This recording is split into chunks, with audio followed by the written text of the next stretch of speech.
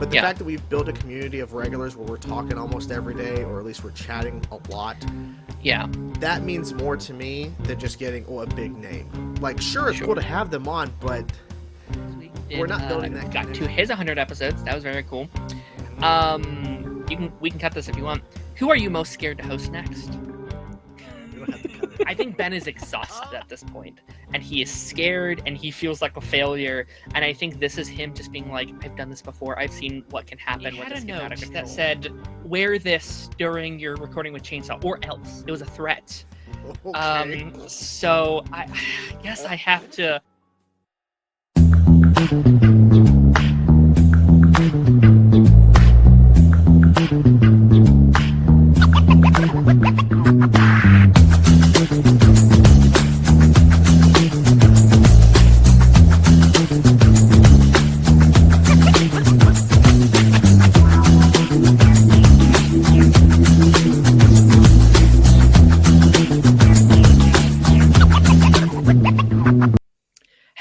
Hello, everybody. Welcome to the Pipeline Podcast, episode 164.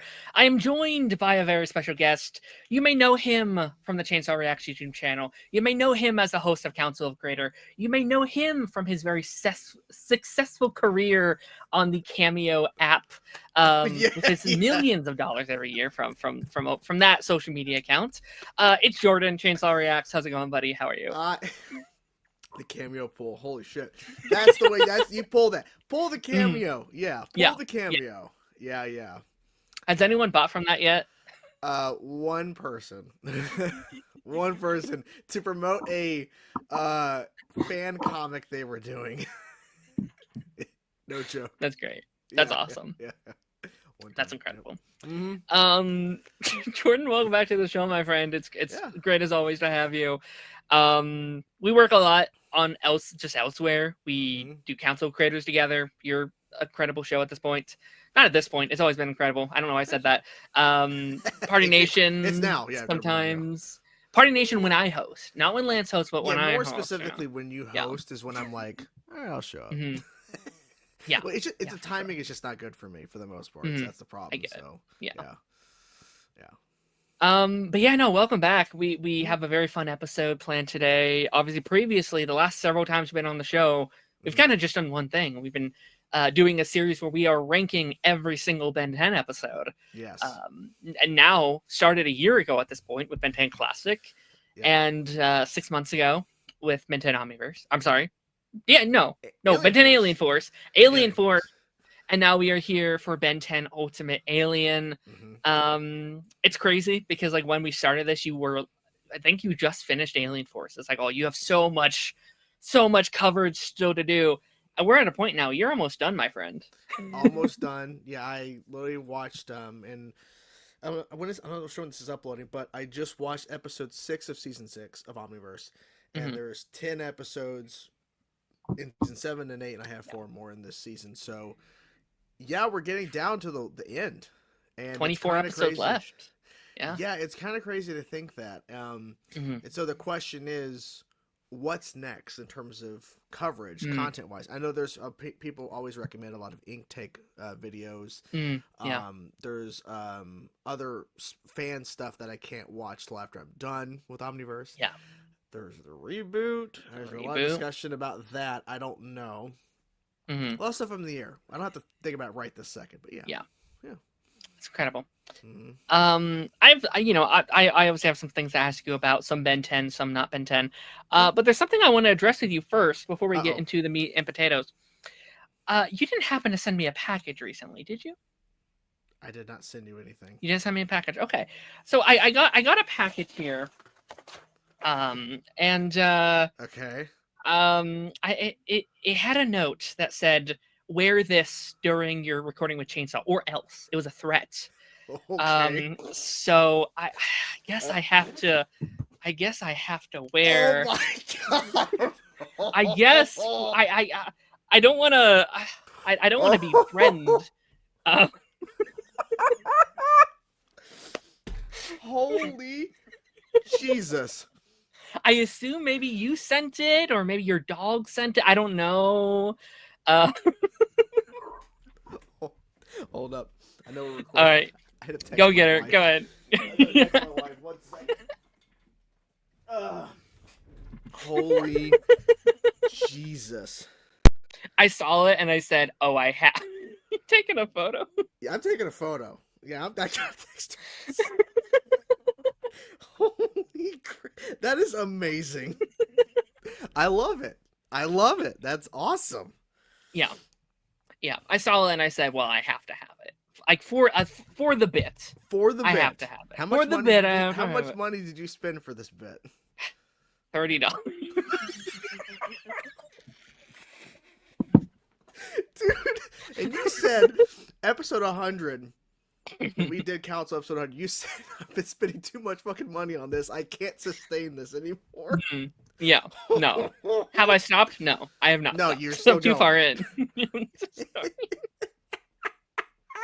I love it. I love it. Mm-hmm. Jokes aside, I do really love that. Like, it is a very it's very crazy. Like, let me show you the back of it. It's okay. So furry and soft. Like, legitimately a great hat. Legitimately a great hat. It's all green. Legitimately a good hat. Yeah. She sent a bunch of laughing emojis. She loves it. That's awesome. Cool.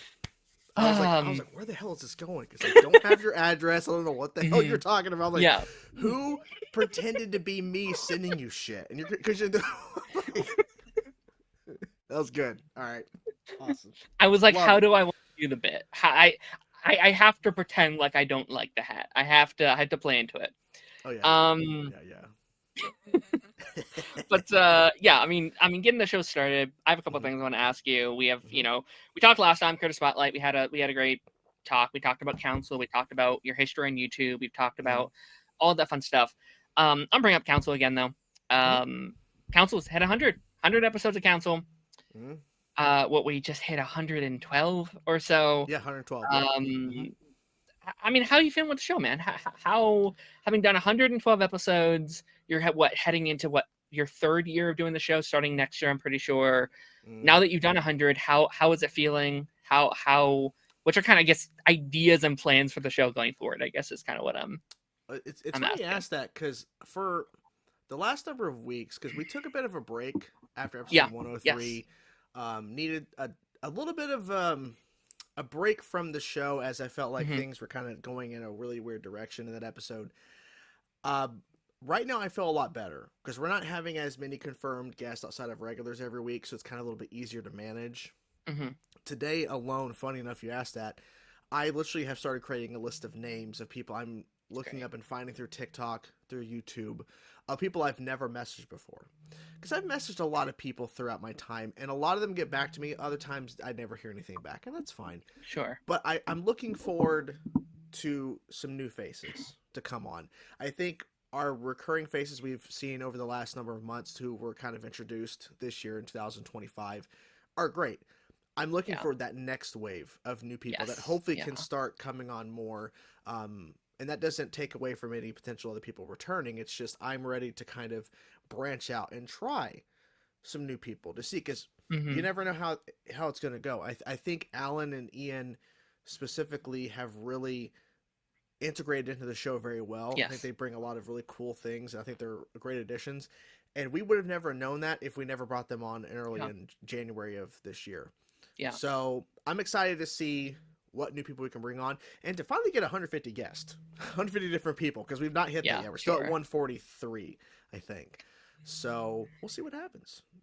Just trying to expand and grow as we continue to do it. So yeah, that's awesome. I imagine it's hard. Like I struggle getting one guest every week, and you're like, okay, what if we have like 10? Like, what if we gather 10 people every week? Thankfully the regulars are always there, but it's like finding those. It's just finding a couple people that, because it used to be like, okay, I need to get like 5-6 people a week. Now it's like I just look to see if I can get 3 to 4 right people that are kind of more familiar with the show, maybe that one person that maybe has been on too much, to get them feeling more comfortable, because I want everyone to feel comfortable being on the show, to hopefully you just keep coming back. Because if I message Alan or Ian, unless they really have something going on, they're like, I'm there.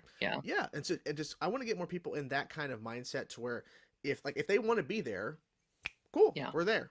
Versus like, I don't know. I'm like, Right. everyone's It's different, like but yeah.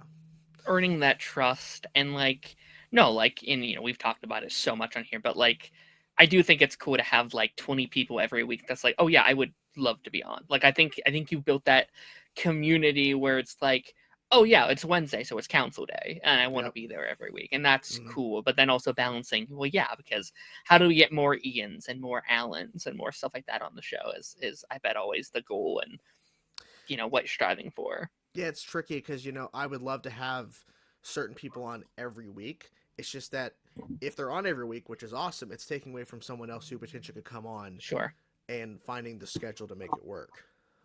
for For sure. more people to be on. So yeah. Agreed. Hmm. What is your dream guests for council? So Dream guest. sky is the limit. You could get literally anyone you want on the show. Who are you choosing? Like anyone who's like within the realm of what we do. Anyone that's ever existed ever. Anyone. We're talking Jack Black. We're talking Hmm. Metallica. Are we getting Yeah, them on here? I'd 100% get Metallica. I would probably I would really love if we could get somebody like Yuri Lowenthal, That'd be right? awesome. Yeah. Tara Strong, voiced Tara original Ben Strong. 10. Hugh Jackman up in here. Why not? I mean, Kevin Robert Feige Downey would be Jr. yeah, Kevin Feige would be insane. Yeah, I mean, James Gunn. why not? I, if the sky's the limit, but I think content Yeah. creation wise, I've already got my one that I was really striving for, which was Akasan, because he was one of the guys that got Yes. me started in to begin Sure. with. I would love to get Robert Meyer Burnett actually back on properly versus him only being on for 10 minutes and his power crapping out. Hmm. The one who I unfortunately can't get because he unfortunately passed away is John Schnepp, who was a big Sure. nerd in the community, a big guy that really loved all this stuff, and he was very, very deep in the lore of a lot of things. So his knowledge for comics was insane, and unfortunately he passed in 2018. Sure. But there's plenty of other people that I would love to get on to chat, just to have them a part of it. It's just like, okay, how do we get them to jump on? Like, how do we get schedule wise? So how do you make that connection? And yeah, no, yeah, for sure. yeah, because I think Robert, like, that was just a crapshoot. I just sent him the link a few times, and he actually clicked it that one time. That's awesome. Yeah. So yeah, but it's I think what we've done, like, it's more meaning. It means more to me what we've done in terms of building our community versus having that one person on at one time and they'll never see them again. The fact that Trisha Hirschberger came back twice and has been on 2 times is insane. Cool. Yeah. Like, that's cool, and it's great to have her on, and maybe we'll get her for a third time. Who knows? But the fact that we've built a community of regulars where we're talking almost every day, or at least we're chatting a lot, yeah, that means more to me than just getting a big name. Like, sure, it's cool to have them on, but we're not building that connection with them. They're there for like an hour or so, and then they're gone. Versus friendships that are actually being built over time. No, for sure. So that means more. No. Yeah. No, awesome. No. I 100% agree. Like, I think, like, I've thought about this on my side of the fence too, where it's like, okay, if I could get anyone, but it's like, I do think sometimes, like, I don't know, I feel like celebrities would maybe sometimes be a little boring at times. Like, yes, they're cool that they've been in all this stuff, but like, sometimes I think it's maybe more interesting the like everyday person who has like 2 jobs and is doing this and doing the hustle and doing the thing and then still also just nerding out and doing the thing and stuff like that. So I think that's a great answer. Johnny this week got to his 100 episodes. That was very cool. We can cut this if you want. Who are you most scared to host next? We don't have to cut it if you don't want. Who am I scared to host? Yes. I don't know if it's scared. It's more like I just don't know where we're gonna head, like what we're gonna do. If Draven wants to host, I don't know what's gonna happen. I think Jake, it's gonna be a lot of X-Men related stuff. I think if you host, it's gonna be a lot of like just random shit. I don't know. Who knows? I don't know, because I'm wondering if Ronan even wants to at 100. Like, it's like Shelby brought it up. My wife had said, "Hey, is that going to just be a thing? Every time somebody hits 100 episodes, they're going to host." I'm like, not necessarily. Like, it just kind of happened off the cuff for Johnny here. It's like, okay, so if they want to, or if it's like they don't want to host, but they just kind of want a specific tier list or bracket fight or some sort of game to be played while they're there, okay, that's fine too. Like, I'm not forcing anybody to do something they don't want to do. And if you don't want to treat it any different, you just want the show to be as is, and you just want to be there for the 100th time, cool. That's fine too. It's like whatever they want to do, I want to give them priority in terms of, hey, like if you don't want to host, what would you like to do when you're on the show? Is there a particular guest or somebody you want on? We could try to see if that could work. Because when Johnny reached out with ideas for guests, like everyone came on except for 2. Yeah. Technically 3, but everyone else was there that he wanted. Right.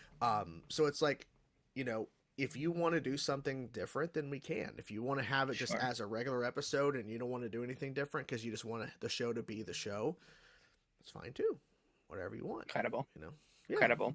And it eases up me a little bit. I don't have to worry about planning. I just because all I had to do was make the thumbnail and just message the people initially that he wanted to have guests outside of the regulars. Just go, hey, so. No. It was a very fun episode, and like after like everyone left, like me and Jake were just like inside the green rooms doing like going down the like Discord left and the Discord list being like, what would their episode be like? How would they host the show? It's like, Lance's episode's gonna be weird. All right, let's see how that goes. Yeah. Okay, outside of council, I have a couple of these like fun little questions. Okay. What's a movie and TV show that you think every single person on the earth should watch? Movie and TV show? Yeah. Movie Tombstone, my favorite movie of all time. I feel like that's a movie that everyone needs to watch at least once. Even if you're not a Western fan, because I'm not really a Western fan, that movie you have to see once. Show. I'm tied, honestly, between Avatar: Last Airbender, the original animated version, and Ben 10 Classic. I really think I'm tied between those two. I would also say like Batman the Animated Series, Kevin Conroy from the 90s, and like the X-Men, Spider-Man, kind of like 90s stuff. Sure, but like that's more nostalgia of like I grew up with those. Sure. But when you really think about overall what Ben 10 Classic and Avatar: Last Airbender did specifically, those two shows elevated, in my opinion, animation even more with their storytelling, with their world building. And not to say the 90s DC and Marvel shows didn't, but this was a different era of animation. Sure. So I would say between those two shows and Tombstone. I would definitely agree with Avatar. I've said for years I think Avatar is the like perfect show for everyone. Like, you know, there are a lot of perfect shows like Breaking Bad and, you know, Barry and like Sopranos, but like I think anybody can love Avatar and take something out. Like, I'm not going to show my grandma like Breaking Bad, but I would be willing to show her Avatar. You know, I wouldn't show a child, you know, Sopranos, but I would be like, hey, watch Avatar. Like, I think anybody can love Avatar and fall in love with that show. I think there's very few shows that like are for any demographic, but also like the older generation can also enjoy it, and also like, I don't know, it's not going to like fry a child's brain with stuff that they couldn't. I don't know, but like 100% agree with that. Kind of goes with that a little bit. Out of every show that you've reacted to, which one would you love to bring back the most? Like just for more seasons? They get a new season or like a new spin-off or a new something out of that world, yeah. The easy answer is another Ben 10 show within this continuity after Omniverse. Sure. Yeah. But outside of that, I think Spectacular Spider-Man. Like that show 100% deserves a return. I'd also say Avengers Earth's Mightiest Heroes because Joshua Fine and them, they had way more plans. They had plans up to potentially 5 seasons.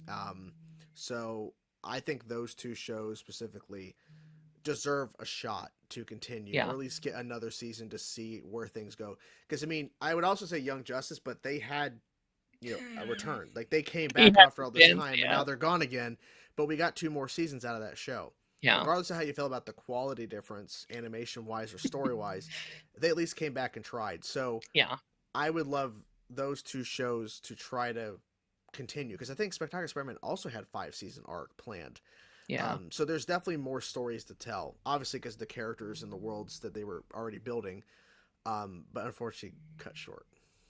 No, I agree. I think Spectacular deserves it. I don't know if I've ever seen a show that's more just like, oh, that's a dead corpse walking. Like it is so just like, oh, they had so much more planned that they were just cut so unbelievably Yeah. short. Young Justice is unfortunate, but like I've said for a while, if they ever come back again, end it.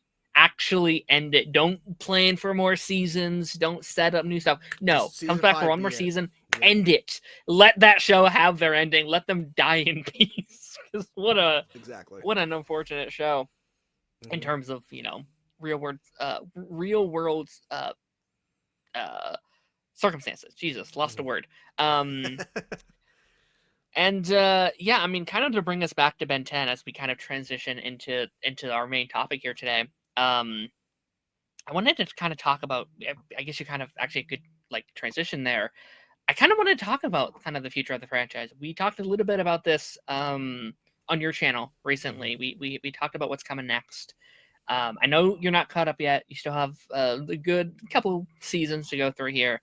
But I mean, how are you kind of feeling about just like everything going forward? Because it's been an interesting couple of months for like the fandom. Like we have Hmm. every day. I feel like there's a new merch thing that's coming out. They just Yeah. announced new like Ben 10 shoes. They have branding with clothings. Hmm. I don't know if you saw this. I don't want to say who, just in case you actually do react to it someday. But Ink Tank's 5 year later just got two massive actors from the Ben 10 show to star in their comic series that they're doing, and one was announced earlier this year as well. And so it's like that's a cool thing. Absolute Ben 10 from my friend Dan that he put out this year that came out, and also we have the official comic book coming out Hmm. in February, which is supposed to be this new take on the character within the world of the comics. So how are you feeling with all that? Do you feel positive about something? I know something is official happening, but like Hmm. on the bigger scale in terms of movie, a new show, like how are you feeling with all that? I guess. There's a lot going on, and I think it's good that there's still life within the fandom Yeah. because the fact that the Ben 10 original continuity ended like years and years and years ago. I think it Hmm. actually ended today, like 11 years 11 ago years or today, something. as Yeah. of recording this, 11 years ago, Yeah. today, Omniverse ended, which is crazy. Yeah, and then of course you have the reboot that had a lot of stuff in that. I think it's fascinating that we're getting a comic continuation with the original Man of Yeah. Action coming back for that. Seeing, like I said, shoes and stuff like it's just so strange, but it's also cool because it's still showing there's still life within the fandom, and hopefully this leads to something more. Because Yeah. honestly, like I want I want more. Like I understand Yeah. there's a whole another reboot I haven't touched, so there's still Hmm. more stuff to potentially go through official that was made outside of fan stuff. But like I don't know when we're ever gonna get something like that. Yeah. And if we do, what is it? A continuation of the Yeah. Benton reboot? Is it a continuation of like the original classic through Omniverse timeline? Is it a new timeline where this new comic is like because you had Yeah. discussed it? Well, what if they make a show based off of the comic run? Like then Yeah. they take that and it's another new continuity. Okay, well at least it's still something. Like I would Yeah. prefer something than nothing. So I'm excited to see what is going to come out of this. Hopefully, the new comic and just other stuff because like, there's fans always putting stuff out there. They're always Yeah. doing something, and it's always cool to see that because I think the fans have really kept this franchise alive. I don't Yeah. think the reboot, from what I hear from a lot of people, did anything positive for the fan base because it was so negatively received by a lot of Hmm. people. So it's good that there are fans out there like Intake and other places that are just making Yeah. stuff to show their love and appreciation for this world that never existed until Man of Action created it back in the 2000s. I will say to just like defend the reboot a little bit, even though I haven't watched it. Like I know like the fan base at the time was pissed about it. They're like, "That's not my Ben 10," but it did create like an entire new generation onto the show. Like it wasn't Mm-hmm. for us at the time, Yeah. right? Because we're like, "Well, that's a different demographic," but it created a whole new generation of kids who love Ben 10. It's a different Ben 10. It's not the Ben 10 I grew up on, but it did keep the fandom alive, thankfully. But like I completely agree with you.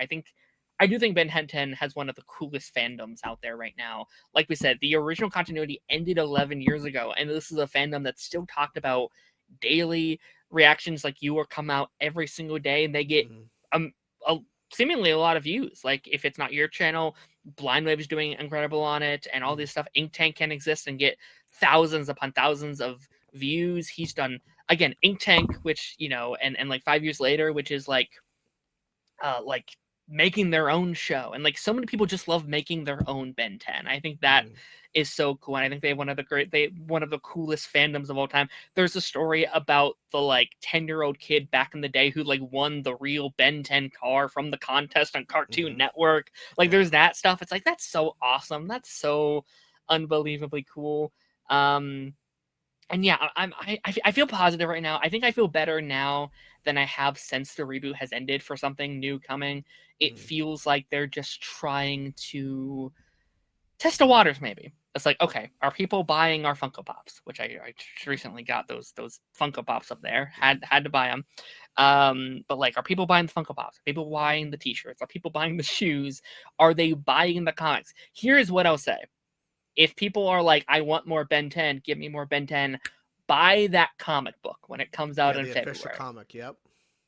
Buy that, because if that fails, if that comes out and makes no money, they're like, you know, they're gonna be like, well, why would we greenlight a new show? No one even read the comic book that had come out. I think they will. I think Ben 10 fans are crazy and they will consume literally anything, any content that comes out. But buy the comic, show them that you want to see potentially more. And I think even like one of like the main writers had come out and like answered a question being like, hey, if this does well, could this lead to like an adaptation of said comic in a new show or movie form? He said, that's the plan. That's the goal. It's like, oh, okay. So that could be the path forward. Like they have more. Yeah. Like it's not just telling this new story. It's about they want it to lead to something more, which is good. Yeah.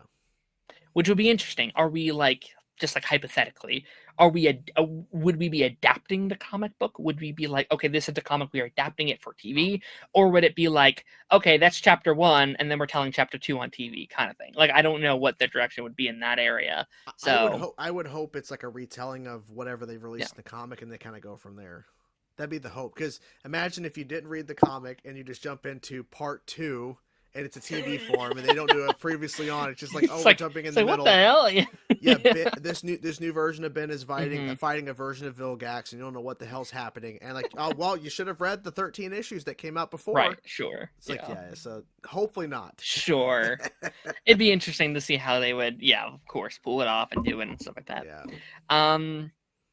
But yeah, no, that's kind of all the questions I have here today.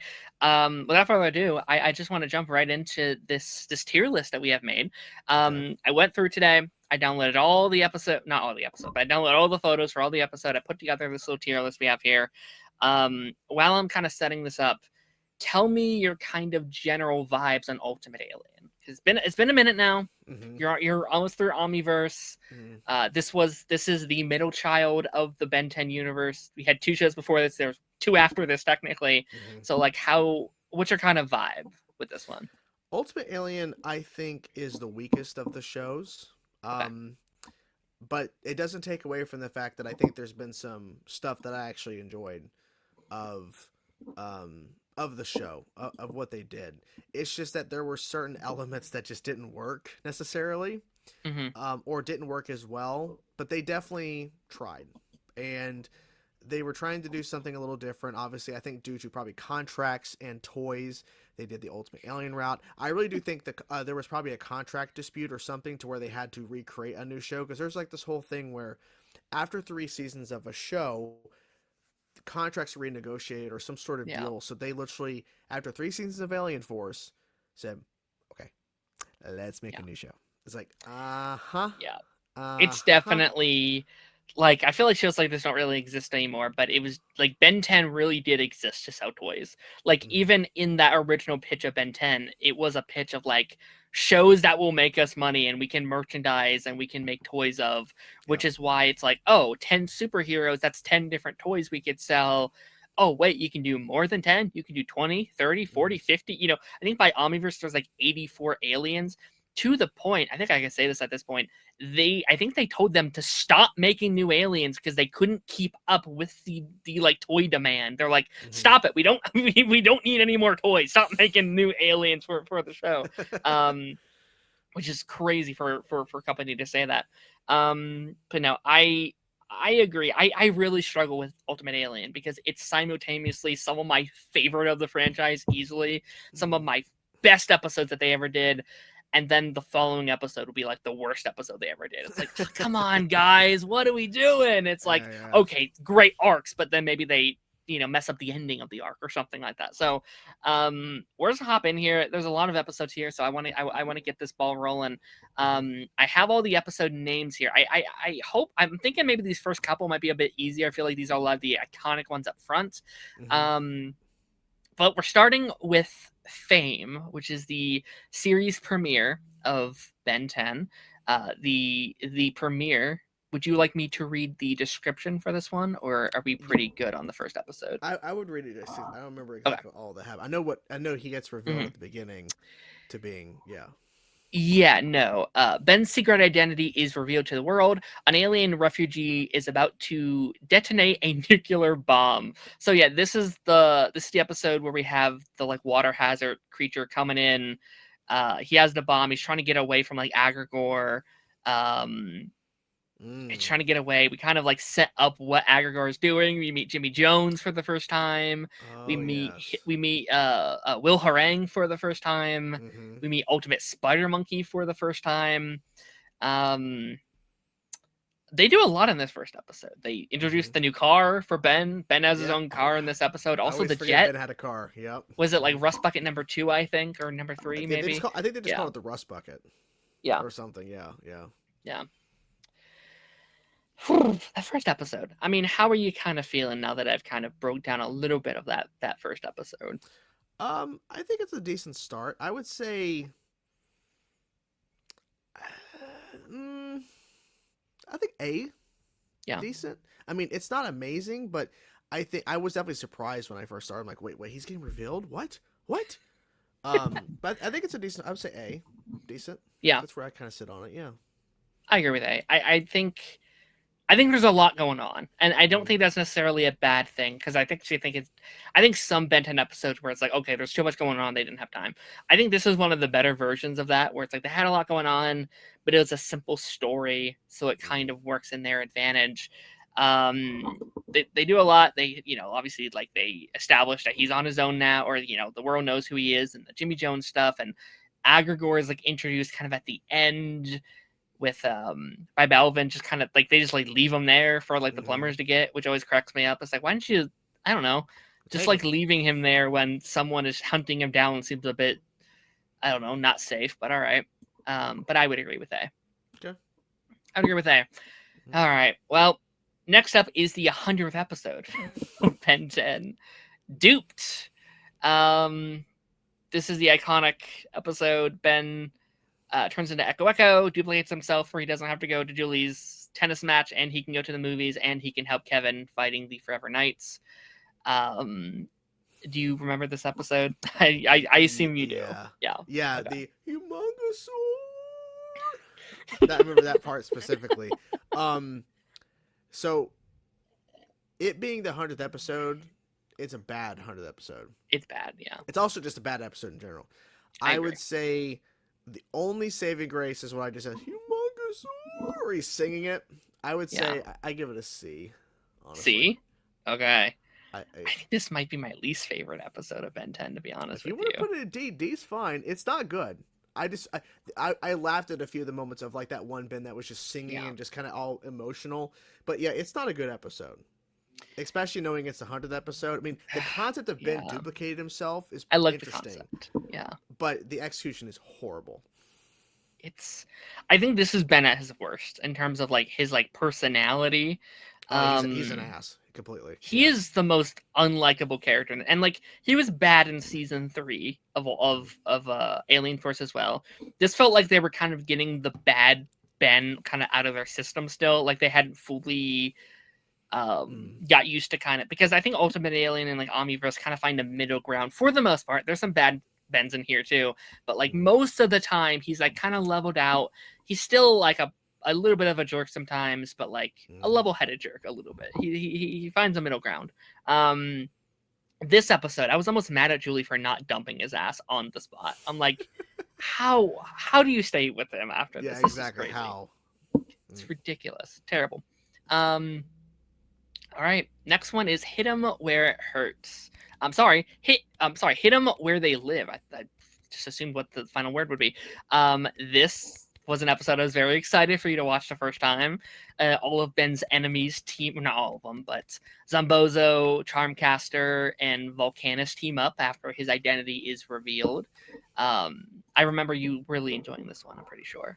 Yeah, I would say A for this as well. Zombozo is awesome. Love that Zombozo came back. It's unfortunate it's not the same voice actor. It's John DiMaggio, but still good.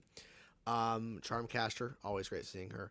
Volcanus, I've gotten to the point now where I can't stand that character anymore. Because ever since you revealed that he's actually a little baby. A baby. Yeah. It's the stupidest reveal ever. Like he was so menacing in classic, and then you ruin it. So yeah. But I mean it's still a fun episode. For sure. Cause seeing villain team ups are not like rare, but especially when you do good villain team ups. Not to spend too much time on this, but there was a Generator Rex episode recently I watched, and the team ups was like 4 villains. 2 of them were actually good villains. 2 other ones were horrible, and they actually had Rex making fun of one of them for being a bad villain. Like he's just not a good villain. Yeah. It's like, dude, but you're also forgetting the other guy on that team that's also terrible too. So it's like, in this way, even though Volcanus, like I was fine for Volcanus, but having Charmcaster and Zombozo, like that's a crazy team up. So yeah, it was good. Yeah, I enjoyed this one a lot. I know some people don't. I know there's some people that don't love this episode. I will say I think it should have been a 2-parter. I agree. I do think it should have been a bit longer because we don't actually really get to see them as a team. Like they fight once together, they lose, they run away, and then there's the final bit at the end where it's like I think they needed to. I love this concept of like Ben's identity is revealed, and then all of his villains are like, oh shit, now we can hurt him, even though most of them already knew who he was previously. Let's ignore that. That's fine, whatever. But like, I love that concept. It could have been a whole season arc if they really wanted it to. But like, yeah, no, it's a fun episode. I enjoyed it a lot. It's very iconic. One of my favorite scenes in the whole show where Gwen is at the end, where it's like, you can come for us, that's fine. But if you mess with me, and like if you mess with our family again, I will hunt you down. Like that, when she's going full Anodite. Incredible sequence. One of the best Gwen moments of all time. Love it. Okay, next episode is called Just Video Games. This is the episode where Will Harang, the big Will Harang episode, he hires some people to make a Ben 10 video game and copy all of his moves. So there's a giant mech going around that knows all of Ben's moves and all of that jazz. Remember this episode? I remember bits and pieces. Okay. Yeah. Fair. It's okay. You know.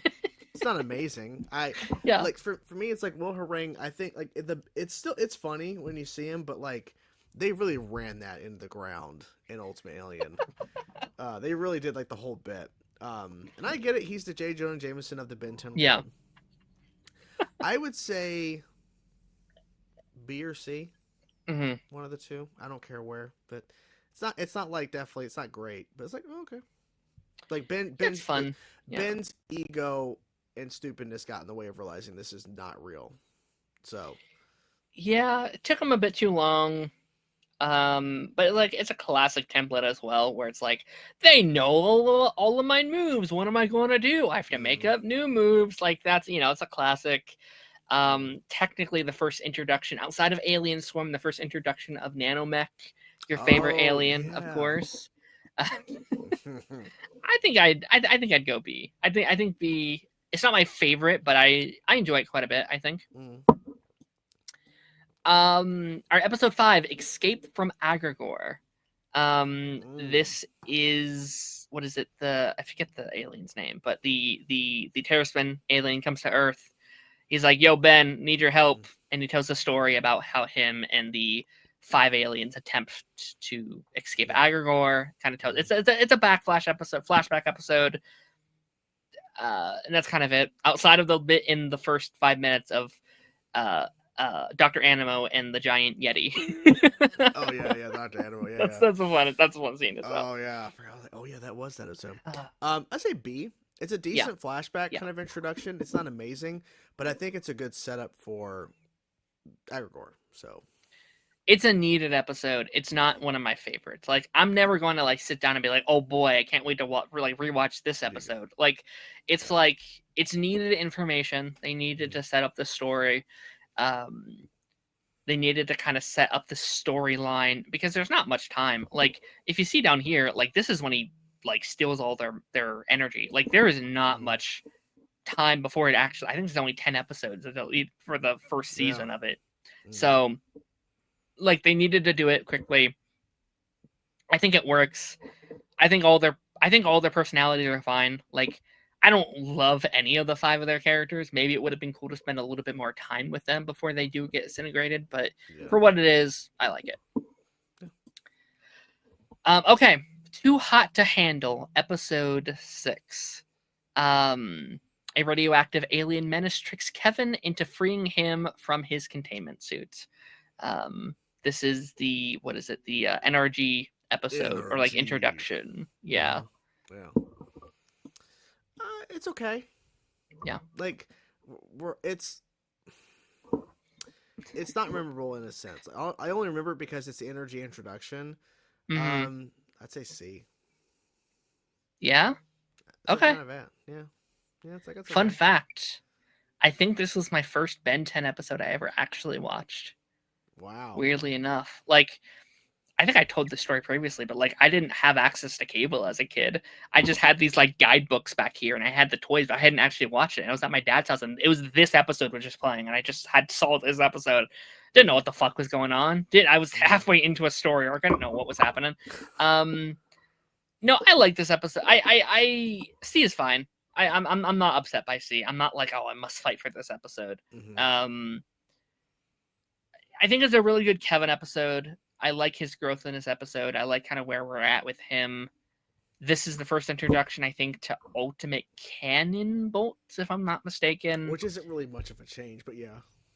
Yeah. I like the sequence when Ben has to turn into Water Hazard to, like, trick him into thinking it's his friend. Like, I think that's one of the more, like, interesting uses of Ben's powers. Like, I feel like he doesn't use it. It's almost always just for combat, and I like when Ben uses his powers in like new and interesting ways. I don't know, but yeah, C's fine. I'm not gonna fight C at all. All right, get ready for this next one. Your favorite guys in this next one. Andreas's fault. The team discovers that alien co-man Argit has somehow become the leader of the Forever Knights.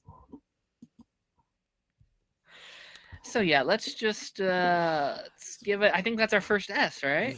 Hell no. Nope. No. No. How do I do that? There we go. No. No. All right. This is a D. A D. Yeah, Oh my god. No. This was one of the stupidest things ever to make Argit running the Forever Knights. It's so stupid. It's dumb. It's the dumbest thing they've ever done. One of the dumbest things, excuse me. I like Armadillo as an alien when Ben uses him. Yeah. Look, just no. It could have been anybody else. With your hate of RJ, I will let the D slide. Okay. I'll rephrase that next time. I'll rephrase that next time. Okay. But yeah, no, I think this is my least favorite episode of this arc, at least of like him traveling to get all these different aliens. Definitely like my least favorite version of this. But yeah, I thought it was okay. Okay, next up, Fused. Ben is trapped in the form of his newest transformation, a form Artiguana. A form Agregor intends to destroy. Jesus. Okay, so yeah, this is the episode where he's fused with the amphibian creature. Agregor comes down and basically fries Brainstorm. And takes I think his name is Rad, is the alien creature Rad. I love this episode. I think this episode's really good. Some pretty intense moments. I am fine with either A or B. It's a pretty good episode. Okay. Yeah. I'm fine with either or. But yeah, like that was a pretty intense moment showing the strength of Agregor and how dangerous he is. So it really sets up like how powerful the villain is. Mm-hmm. I love the like stakes of this episode. I don't think Agregor is like a perfect villain, but I think this is some of the most threatening he is on screen. Just him, like Ben, basically on like death's door. Ben was going to die if Rad didn't come back in and save Ben and like turn himself in. I do have some criticisms from Ben where I'm like, all right, Ben, transform into a different alien as Do he's just something. there, like just taking it. It's like, Ben, come on, you can just other aliens. But no, like like this is his first kind of like big defeat. Like as like from Agregor, and like I think that's one of my favorite things about this arc is like Agregor kicks Ben's ass again and again and again. And I don't know. I love the stakes of him for sure. Okay, next episode, Hero Time. A starstruck Ben dates a beautiful young movie actress while his childhood hero makes a comeback. The big introduction of Captain Nemesis and Jennifer Nocturne as well. Two supporting characters within the show, I guess you can say. I would say B. It's a decent episode in my opinion. I do like the fact that there's a character that is a hero, like an Iron Man kind of figure that Ben looks up to, and of course the rivalry that's more so on Captain Nemesis' side, and the little like what was it, like a test or more so like a competition. So yeah, that's fun. I think B is fine. I don't think it's a great episode, but I think it's cool to like we're introduced to another hero that's within this world because presumably there had to have been other people that are doing what Ben does. Yeah. So it's cool to see more of exploration of that. Yeah. No, it's definitely my favorite Captain Nemesis episode. He comes back a couple times. One you saw recently in Omniverse, which I don't love the episode. I think that one's okay. And then again in the darkest episode of Ben 10, which we will be talking here shortly, towards the end of season 3. I love the bit. This scene is one of my favorite moments in the show. I know I've said it a couple times already. I'm sorry, but like, there's the moment when he has kidnapped both Jennifer and Julie, and like, this is one of the first time we don't see Ben quip at all. He comes in, he goes straight to Humongosaur, and then ultimate Humongosaur, and just kicks his ass. No quips, no funny lines. He's like, and I think that's some of the most serious we've seen Ben, where it's just like, no, what you did was fucked up, and I'm getting my girl back, and I'm leaving. I love that stuff so much. It's very Spider-Man of him, where it's like, he's not quipping, when he's not quipping, you're fucked. All right. All right, episode 10, titled Ultimate Agregor. Agregor's ultimate plan is revealed, and it's already too late to stop him. The big episode. He has all the aliens. They're on their crusade to get him back, and he wins the season finale. Some people say it's the season finale. Some people say it's the mid-season finale. I don't know how you did it on your channel via reactions, but let me look. Good question. I've always said season 1 finale, but I know some people it's like there's only 2 seasons. It's like I thought there was 3. I don't know. Whatever. That's actually a good question because I don't remember what I did. I think you did. I think you marked it as 2, maybe, but I don't know. It's weird. So it's the next episode was like 111. So like literally, it's just I just continued it until episode 20, which was Absolute Power Part 2, and then I did season 2. So, gotcha. So that's how I did it. Very interesting. And then I literally just did that through episode whatever 32 or whatever season 2. So that's how I broke them up. Was that so? I think this is an S tier episode. Okay. I think. I think having Agregor actually win because we see villains win from time to time in Ben 10, but not to this level of like where oh my god, okay, in a sense he just killed the aliens. Just like the way like it's such a crazy reveal.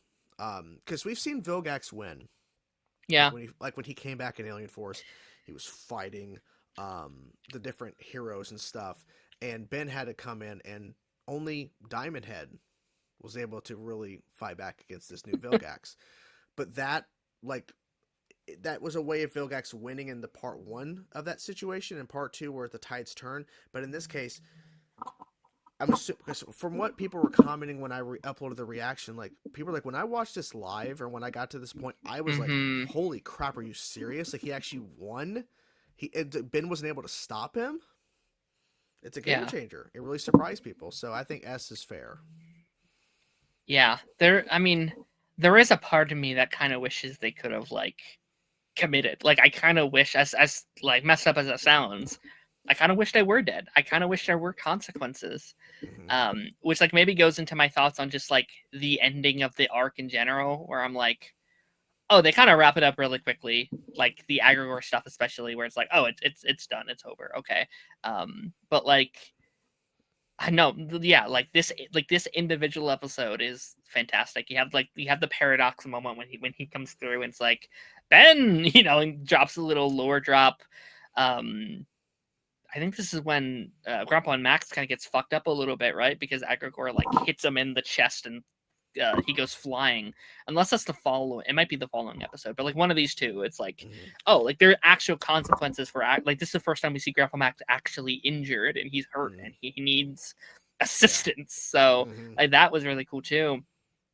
The like crew fighting all like he like sends all 5 aliens to like stall him time, so they have to fight the aliens before that's awesome. My only nitpick of this, and this could be said for the whole show, is just like there's like minutes where they're just kind of standing around while like Agrigor is doing his thing inside. It's like, Ben, go get him, like go fight him. He's like nanomech for like half of that fight. It's like, Ben, go like turn way big and crush the thing. I don't know, whatever. But that's a thing for the whole show that I could argue be like, Ben. Okay. This is saying season 2, so either season 1, season 2, whatever.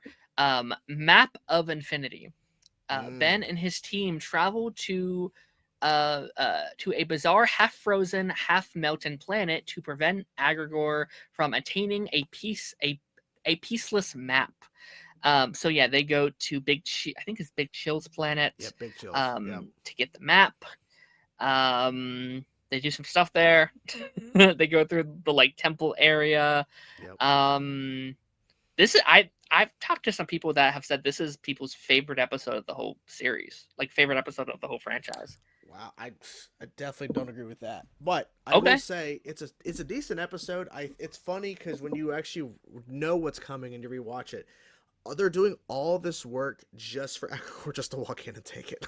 like it's that's awesome. So I would say it's B. I don't think it's a great episode. I think it's a decent episode, and it needs to be here in order for us to get to episode 16.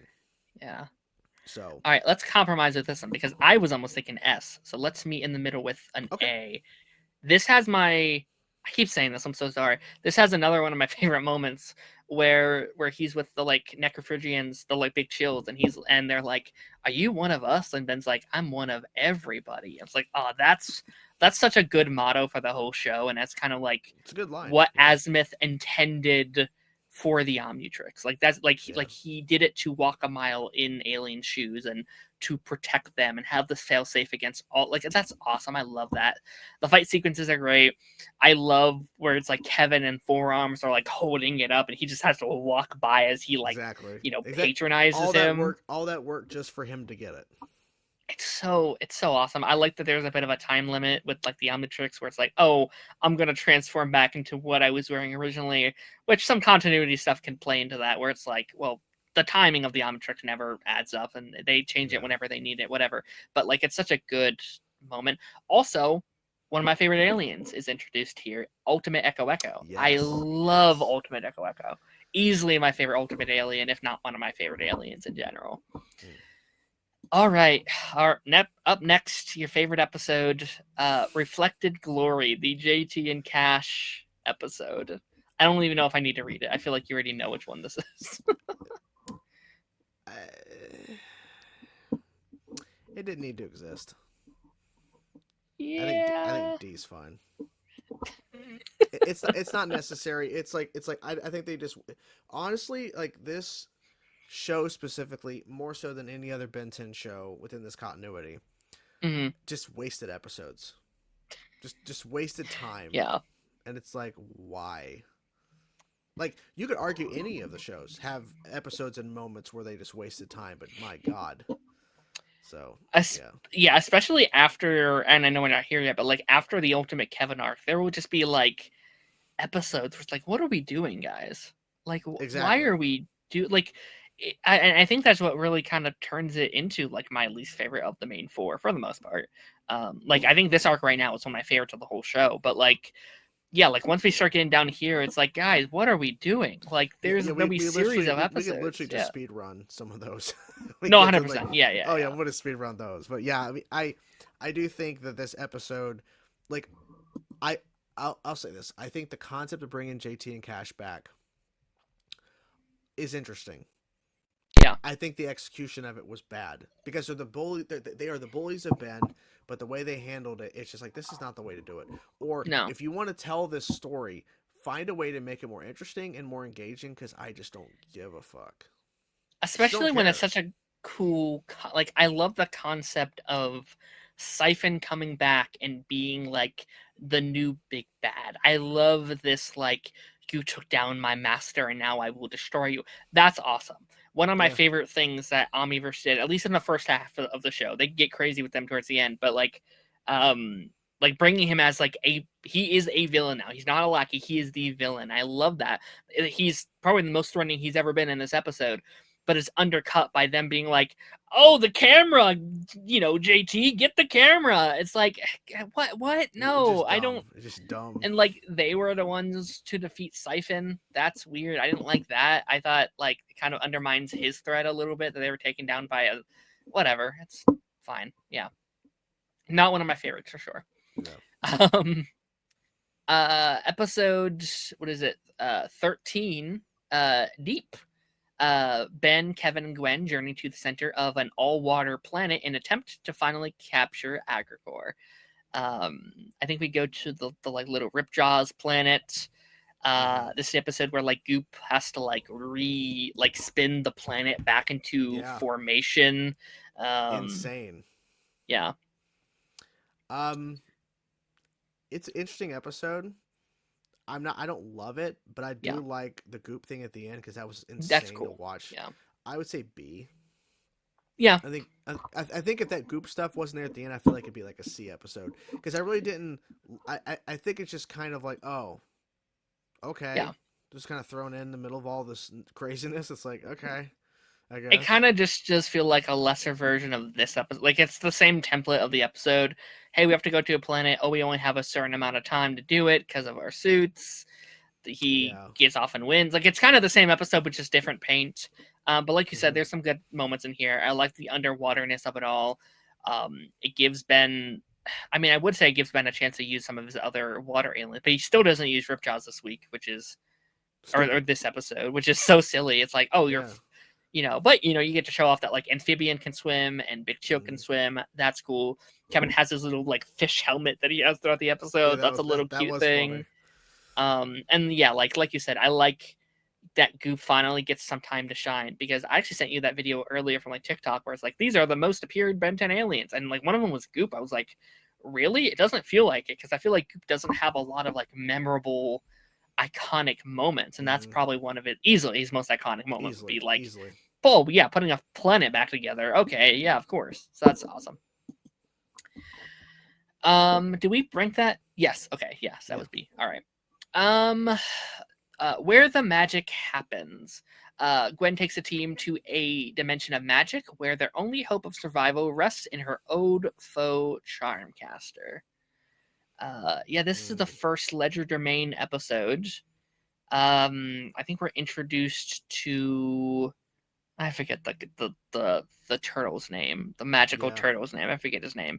He's introduced here, and like the episode ends with like Charmcaster getting stuck there to free the people there and find her father and stuff like that. Yeah, and this is the one where she thinks she hears her father's voice, and there's she almost jumps off the edge. And Charmcaster and Gwen connect. I think it's an A episode. Yeah, I think it's really good. Like it surprised me. Because Charmcaster and Gwen have been so at odds, like to see them actually connect was really good. I really wish we would have gotten more of this, honestly. Like, because this Yep. to me shows the compelling storytelling they can tell. Hmm. But then you have episodes like the JT and Cash episode. It's like, what the fuck, guys? Like you, like, and I get it because JT and Cash are not Gwen and Charmcaster, so they're very different characters. So you can't like tell that kind of story with JT and Cash. But like having Charmcaster and Gwen connect and actually like working, like her working with like like what was it called? Not Team Ben. What am I thinking? The trio. Um, Team like Tennyson. I don't know why I was thinking like a team name, but it's the trio. Like Yeah. seeing Charmcaster working with them is so cool, and it really just added a new layer to what the show can do Right. because we've seen her at odds with all of them. So it was just really cool to see that. So I think it Mhm. was a really good episode. Yeah. No, they set up a dynamic that we never truly get again, and that's very Frustrating. unfortunate. Especially like I'm fine with her backsliding a little bit in the rest of this season because this is like basically part one to a 3-part story because we go back here 2 other times after this. Um, and to me, like it was always like, oh, this is the start of her redemption arc.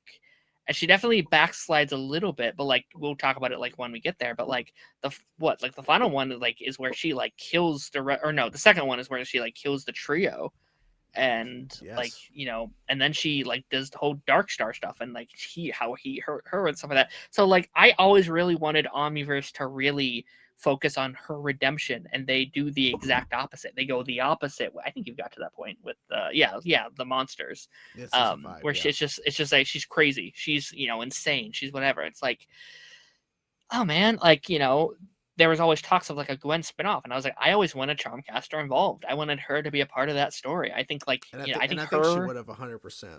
Yeah. I think she would have. I think her, Gwen, and I think Charmcaster, Gwen, and Kevin would have been a fun little new trio for us to kind of follow. Like I think that could have been cool. Um, but yeah, it is what it is. We kind of went on a tangent there, but that's all right. Next episode, don't even know how to pronounce that title. Ben, Gwen, and Kevin race Agrigor through a mysterious artificial planet designed to destroy anyone who enters. This was the like magic room episode, where like every room that they went into was like a different set of traps. It was like a cube episode, and like the final piece of the puzzle was also this episode. I think it ends with like oh, what's it called? With the like guardian of the cube like dying in Ben's hands, being like, you should have, I didn't matter. This was all meant for you to get the map and keep it from him and stuff like that. I think it's another B or C episode. It's fine. Yeah, I think like I like this arc a lot. I like this series of episodes a lot, but like these 3 are kind of just the same episode with different paints. It's obviously part of one arc, but like they're kind of doing generally, I think, the same thing. I like the setup with what we do here. There's that fantastic scene with Ben and Kevin where he like talks about his feelings. He's like, listen, I love the way that you forgave me for what I did. I love the version of me that Gwen sees. I love that I'm a better man now, and it's clearly setting up the ultimate Kevin stuff that are following the next couple of episodes. But it's like one of the best Kevin scenes. It's great. I think that's what people really think of when they think of this episode. I think it's a fun dynamic. I like the different rooms aspect of it. I like the dramaticness of like the ending of it, where it's like you were supposed to, like I didn't matter. You were just supposed to get the map, and that's it. But I don't think of this episode a lot outside of just that Ben and Kevin scene, I guess. Yeah. So B. Yeah, it's fine. Yeah. All right, B. Works for me. All right, this next episode, let's just S. put that in D. Get that up to S right now. Get that up to S right now. This fucking episode, man. This episode. I don't know if I've ever screamed that loud before when I saw young Ben Tennyson show up. My God. Peak. What's most interesting about it, too, is that I think the scene on the Rust Bucket plane is one of the best scenes. Like, it's definitely the best scene they could have done with that young Ben interacting with an older Gwen and older Kevin and even another Ben, because some of the Yeah. dialogue back and forth about how he's still treating Gwen like dweeb, and then he actually gets serious for a moment. It's like, whoa, Yeah. wait a minute. I Yeah. love it, and I really wish, because obviously he doesn't remember it, but I would really want to know where in the timeline did this take place in the original classic when he Mm, got pulled in. Like, I'd love to know where it would have been, even though he doesn't remember any of it, which is fine. yeah. I would just love to know where in the classic would he actually have disappeared. Like, I don't know. I Yeah. loved it. I loved it. It's so good. And sure, we'll definitely talk about the Kevin stuff, how this completely goes to Kevin now and Agregor's done. Yeah. And that's the one outlier where it's like, okay, this Yeah. completely changes everything. But seeing young Ben again, seeing Tara Strong come back to play him again, seeing him interacting with our trio now is just so interesting. I really wish we would have seen Max involved somehow. I know That'd that been it just, cool. Yeah. yeah, but I get it, because now we're just, I mean, this should have been a two-parter. That is my biggest thing. Is this is like I think in terms of like pure like entertainment value, this is like the peak of the show almost. Like this is like, like you start with like Alien X and Paradox, and then you send them, and then Ben's here, and then you have that moment on the plane, and then you have like both of them together fighting, Mm, fighting them. They're both getting their ass beat, and then you also have the Kevin stuff. Like it's insane. Like every mm, second of this is insane. That is my only issue. It's just that like it's too much too quickly, yeah. and it definitely reminds me of like an Arrowverse crossover sometimes, where like, do those sometimes have issues? Yes, but it doesn't matter because it's the coolest thing you've ever seen. It's like whatever, it's whatever. I do think it should have been a two-parter. I think it desperately needed to be a two-parter. um as much as I love it, I don't kind of like how quickly they beat Agregor. Like, I like the concept that it is Kevin, but it just happens so quickly. I wish there was a little bit more pacing to that, where it's like, okay, it feels more impactful, because it's literally like, okay, now he's gone, now focused on Kevin. Like, I would have liked this arc in general, like, even when we'll get into this Kevin stuff, I think its biggest thing is like it needed a little bit more time to cook in the oven. But also, who gives a fuck? Because Ben and both Bens are here and Yeah, they're fighting exactly. together. It's like, oh, Exactly. whatever. It's still one of, if not my favorite episode of the whole show. It's so much fun. Um, and like you said, like that scene in the art in like the Rust Bucket, where it's like, listen, sometimes I use humor to cope my feelings, but I know when it Mm. comes down to it, when something needs to be done, I'll be okay enough to get it done, because I know that's what I have to do. Like, that stuff is so good. That is fantastic stuff. All right, and I was rewatching your reaction to it earlier, and I was like, oh my god, he flipped out. Like, I was so Mm. excited to see you get to this point, because it's such a like, if you know nothing, like that has to be such a cool moment of just like, what the fuck, this Exactly. is What the hell? crazy. Because I think when I watched this, I didn't watch classic. Like when I watched it for the first time, I didn't really care. I didn't know these characters. Why should I? But no, yeah, it's a great moment.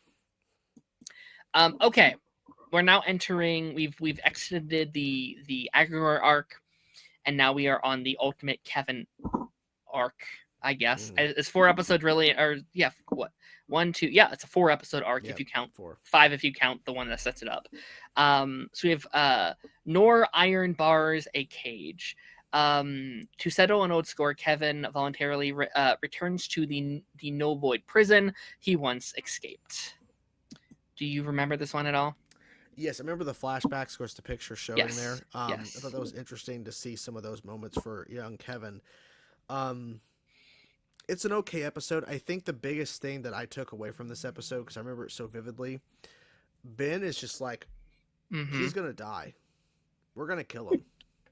And I Mm-hmm. think, and the argument could be made that Ben was going too far. Ben was just like, he didn't actually give any like thought on what he was saying, because Gwen was trying to be the more reasonable one.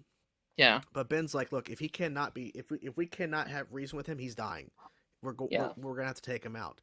Um, I would say this is personally, because I think the flashback stuff was interesting. I think the Ben stuff at the end definitely has raises a lot of questions. I think B is fair for I the was thinking episode. B too. Yeah, because I think with even though it's a discussion of like it's been going too far, and I think at a certain point, yes, especially with it just now started this arc of him Yeah. being this new version of another evil Kevin again.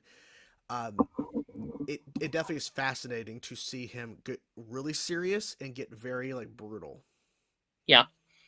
So No, I think we've kind of talked about this before, maybe when you finished Ultimate Alien. I think Ink Tank, when like Ink Tank was covering it, he brought up I think a thing that like I think most people weren't really thinking about when these episodes were airing or like when we were first doing it. And I think it's so fascinating that like this is probably been outside of maybe Malware, probably been at his lowest.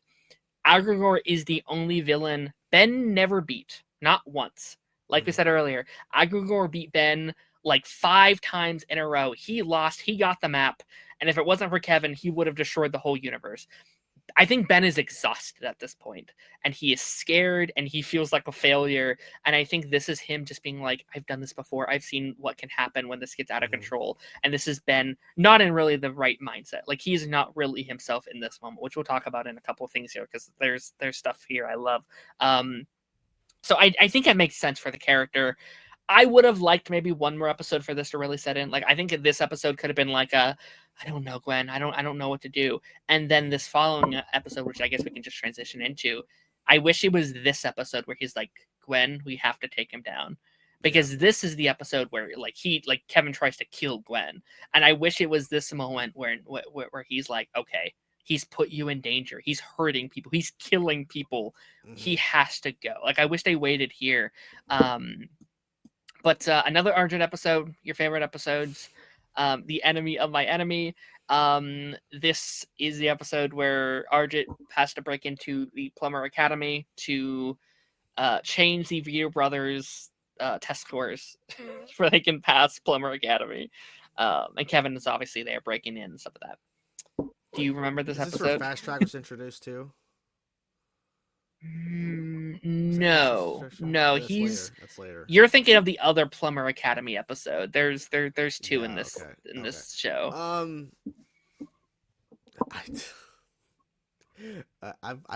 Where do you think it should be? I like the Kevin stuff a lot. I think the Ben and Kevin stuff and I think that stuff is really good. I love that stuff a lot. The Argent stuff's fine. The Rito brothers stuff is fine. We meet Paul Rito this episode.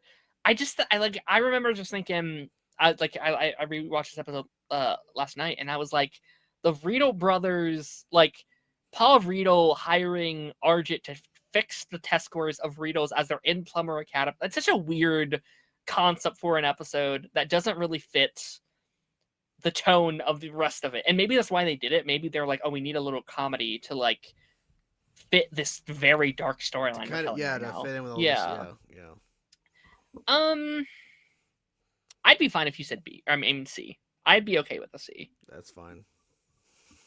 Like I'm looking at the rest of these. I think I like all these more than this one right now. Yeah, I'd say C. That's fine. But there's great fight scenes in here. Like I love that we can fully kind of unveil Kevin's new abilities. Yeah. And is really one of the only big chances because, you know, we jump into the final parts of these in the next episodes. So like we really get to see his, and also Kevin really doesn't know what he's doing yet. Like there's that really funny scene when like he's like attacking the like rust bucket to get in, and Ben's like, "Yo, you can cloak, dipshit. Just come in. Like you have those abilities." Like, oh yeah, I didn't even know what all abilities I have. It makes sense. He has so many abilities now. He doesn't know how to use them yet. That's awesome. I like that little bit of detail. But yeah, it's fun, but not my favorite. Okay. Absolute Power Part 1, and I guess probably Part 2 as well. I guess we can kind of talk about both together.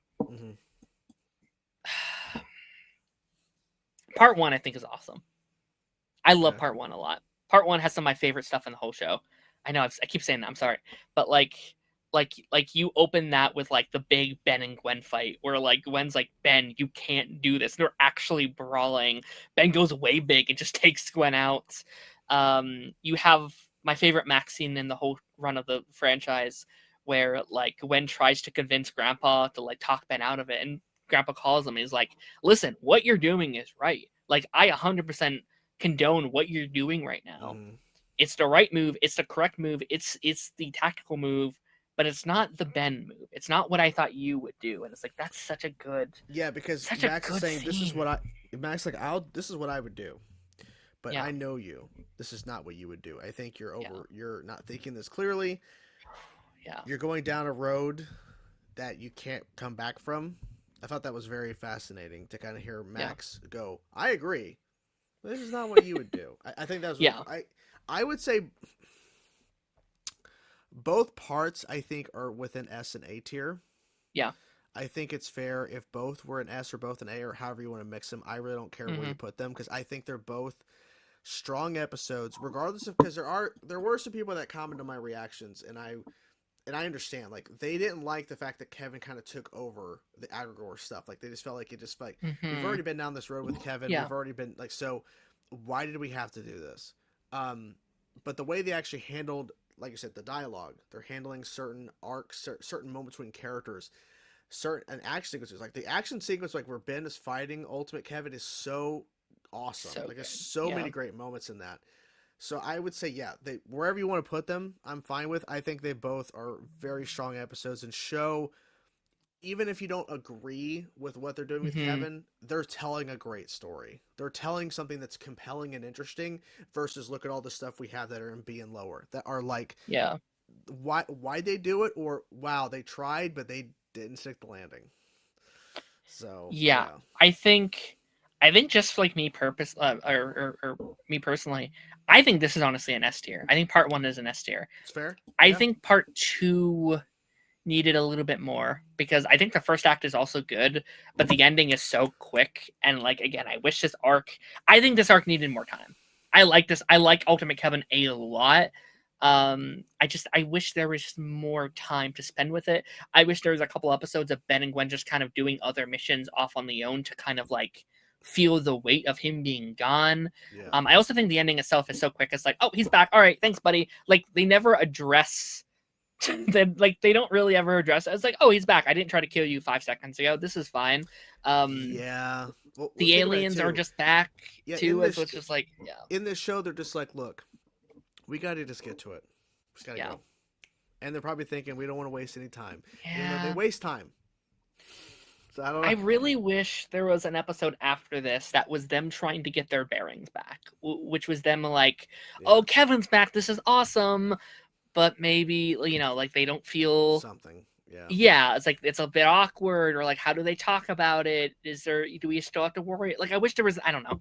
I know like the show isn't about talking about characters' feelings, but like I don't know, I would have liked a little something. But I like it still some of my favorite stuff. The like ultimate Echo stuff in this episode is insane. His like Sonic Doom, and he single-handedly takes him down. That's incredible. That's some of the best stuff. It's so good. Insane. Okay, either season 2 or season 3, depending on how you do it. The Eunice episode. The team discovers a strange alien girl with no memories, but Sunder's back, has been hired to capture her.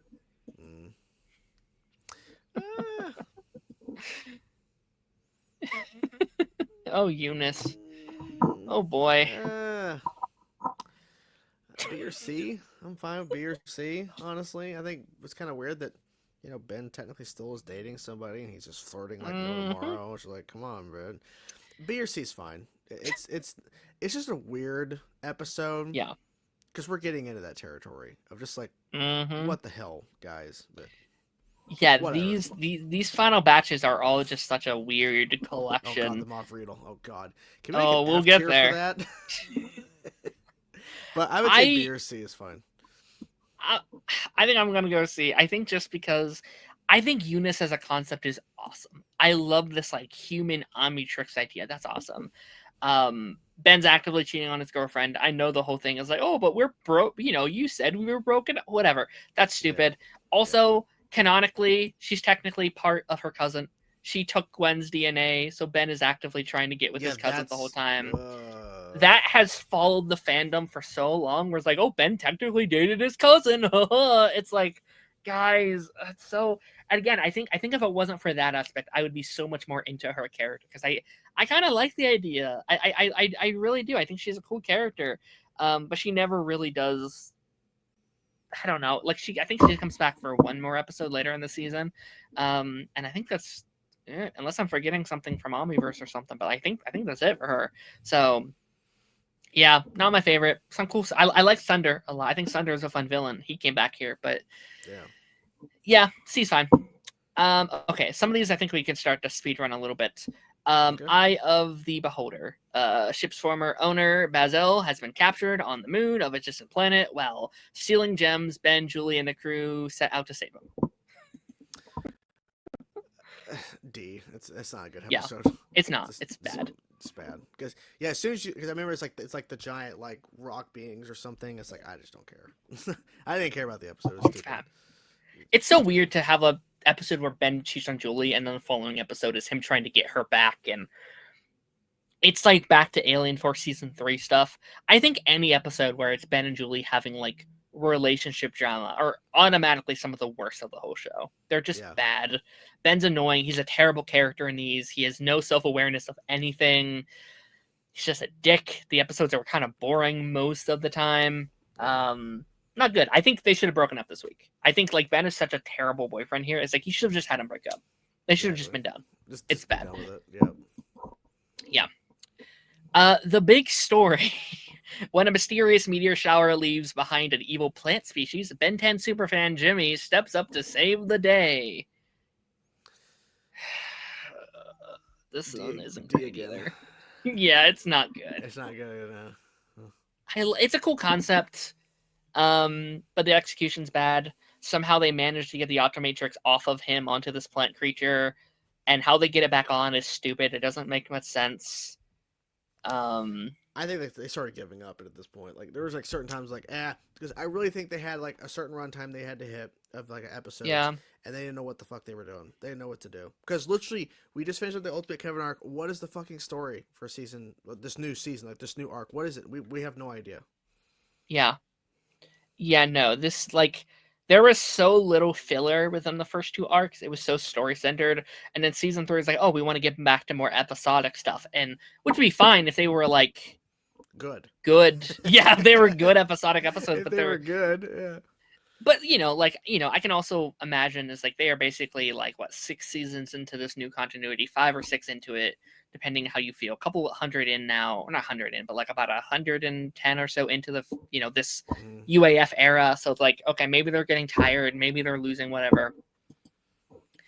Okay, Victor the Spoils, the return of the evil Dr. Victor. That's all it says here. Yeah, I remember. This was definitely a little better in my opinion. I think it's a C episode. It's not bad, but it's definitely better than the last 2. So yeah, I think it all kind of just lies on the novelty of like, oh, Dr. Victor is like not really back. It's like a different one, but it's like he's kind of back, and I think this is Heat Blast's first return in the UAF era officially. That was cool. Wild Mutt gets a random cameo in there. It's a couple cool fight scenes, but in general, I'm not a huge fan of this one either. I think it's kind of whatever. Yeah. Yep, a bunch of these I think we could speedrun. Girl Trouble. Gwen's cousin, Sunny, pays a visit, but she's more than meets the eye. Is she also an Anodite? She's Anodite. Yeah. Yeah. With her boyfriend Antonio. D. Terrible. Terrible. I love the concept of this episode. I think the concept of Sunny she has another Anodite cousin or sister or whatever. Cool concept. Verdona shows up this week. This is her. I think I can say this. This is her last appearance ever. Both very underutilized characters. Just like the Anodite stuff in general is so underutilized. Another good point. Like not Verdona, but like the cousin here or like whatever. Yeah. She's also an Anodite. We never see her again. Mm-mm. Nope. Like what's the point? Like we introduced a character for no reason. No reason. That could have been a great villain. Like I really like the idea of like just evil Gwen. Like evil Gwen sounds cool, but like it's literally just Gwen. It's like they had the same model, but they gave her black hair and made her a bit bit evil. Or not evil, but like bit like mischief. It's not great. You don't have to say D. No. Revenge of the Storm is D as well. I'm not a fan. Not a fan. It's boring. I don't think it's Not a bad. It's fan. just boring. It's such a boring, similar to Aliens Storm, I guess. Boring. Yeah, just no, whatever. Yeah, unmemorable. I think the second part they did to this a little, Right there, somewhere right around below here. me, right below me, Um, yeah, right below my picture, no. right there. Yeah, I think that one works a little bit better. But okay. The other movie tie-in episode, what is it? Ben 10,000 Returns. A very controversial episode. Because it's where they reveal that he actually doesn't turn into aliens; he just grows, or yeah, Yeah, a lot of people don't love this take on Ben 10,000. I think this is most people's least favorite take on the character. I remember you being pretty excited though, right? I think you like really liked this one, right? because this Eon's return where he's like getting a bunch of clone or a bunch of different Bens and controlling them. Yeah, Eon is officially kind of canon to Ben 10. Professor Xavier, or not Professor, Paradox is here. Xavier, Jesus. Um, Eon like destroys what way big swamp fire and ultimate swamp fire, I think, which was pretty insane at the time. Yeah. I remember thinking, hey, it would have been kind of cool if it like that had consequences. Like he loses those aliens there. Mm. And then that's where Ben gets all these new aliens. It's like, oh, future Ben messes with the Omnitrix and he gets like Clockwork and Jury Rig and a lot of those guys, Fast Track and stuff like that. I would say, personally, I'd give it an A. Okay.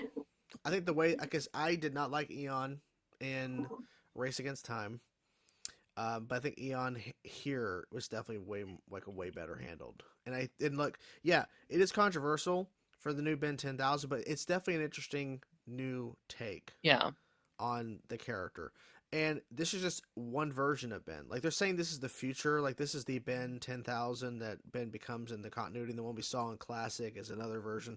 But then we see an Omniverse where he has to recreate the damn freaking universe in episode 5 or 6 of season 1. Then when we end up seeing Ben 10,000 later on, when we get to season 5 and wrapping up that arc with Vilgax and Eon working together, you see a Ben 10,000 who turns into aliens. Mm-hmm. He becomes amalgamation aliens, which I really didn't really connect at the time until he yelled out the one that he turned into, like Atomic X or whatever. It's like, what the fuck? Like, then it clicked, like, oh, what was happening? But like, it was like it's an interesting, bold new take on Ben 10,000 because we've already seen a version of him already. So yeah. No, I think I like it more than most people. I don't love him. He's still my least favorite version of that character, but I think it's cool. They're trying something different. I think it works in this world where like there's like unlimited versions of Ben 10,000. Like every time Ben meets a version of his future self, that future self will cease to exist because because knowing it will change the future. That's just how it works. So I think it works. He's almost like this like Vixen kind of character. I don't hate it. I think it's a pretty solid episode. Okay, the creature from beyond. Okay, so now we're getting into the Dagon arc, as it were. Not one of my favorite arcs of Ben 10, if I'm being honest. I guess I'm a hate for that sometimes. I know some people like it. I'm kind of in on it. The Forever Knights accidentally unleash an evil force, and at a Bellwood retirement home, a retired Forever Knight suddenly gets a very bad feeling. Yeah, introduction to King George. Yeah, this is the episode where they're up at like 3 a.m. working with the Forever Knights. Do you remember this one at all? Yeah, I'd say C. Yeah, it's not great. It's also not really. It's not terrible. It's just. Yeah. Oh God, Riddle. God damn it. She's coming. She's coming. Yeah, I think it's just my feeling on this arc in general. Like, I don't hate it. It's not bad. It's not some of my favorite of the franchise. It's just kind of there for me a lot of the time. But we got some coming. So we got some coming. The next up is basic training. Ben and the crew are forced to go through basic training at the Plumber Academy, and you can just imagine how that goes. This is the episode that you were referencing earlier when you asked about the Fast Track first appearance. I think this is his first appearance.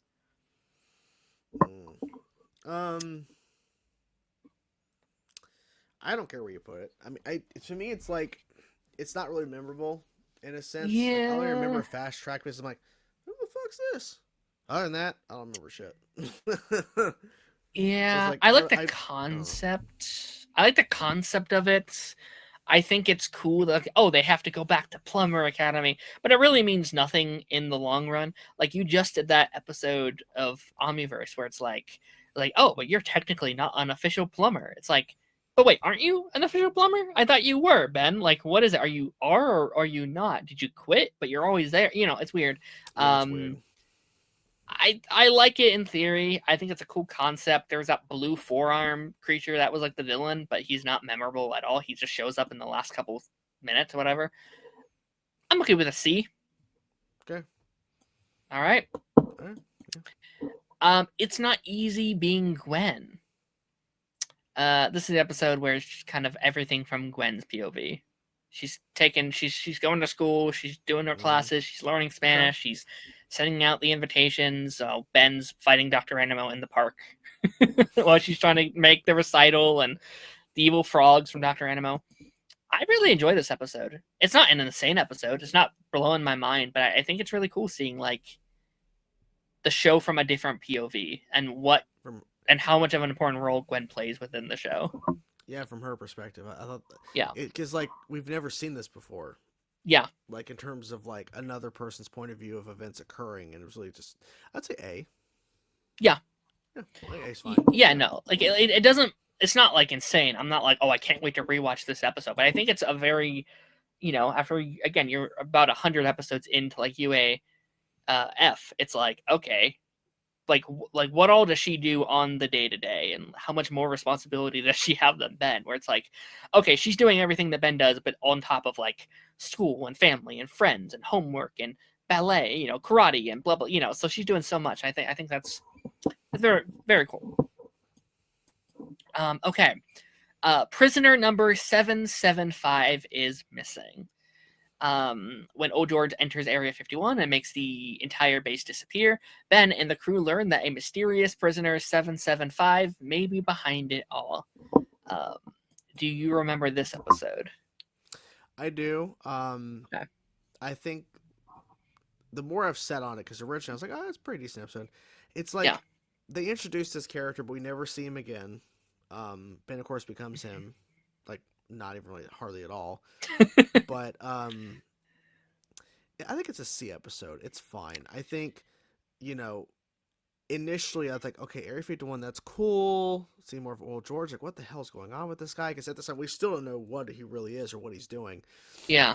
And then Prisoner 775, like, it's just like, okay, the only interesting is that, he was like threatening the family or whatever of like, but it isn't really that memorable. But it needed to happen in order for Ben to get this alien. So, yeah. Yeah, this was one. I think season 3 there was a couple of these, but they were attempting some very real world issue kind of episodes. These like not propaganda episodes, but these like teaching these real stories. And this, I didn't even know this until like Ink Tank did their thing on it. But like this is based on like a real situation in the real world with a real prison and stuff like that. And the story about like how prison can be not good for many people, and how people abuse the system. And like I do love the bit, like it's one of their darker episodes when he's like he has the general, like he's about to murder him in front of everybody. It's like, I just want to see my family again, I want to see my kids, I've been away from them for whatever. Like that stuff I think is really good. You have Wildmutt comes back in this episode officially. We have the Ultimate Wildmutt this week, which I'm not a huge Ultimate Wildmutt fan. I'm not a fan. Yeah, the speaking is weird. Speaking is strange. It's literally just a paint job. That's all it is. Like, I know a lot of them have that, but it's literally, there's nothing else. He speaks, that's it. Whatever.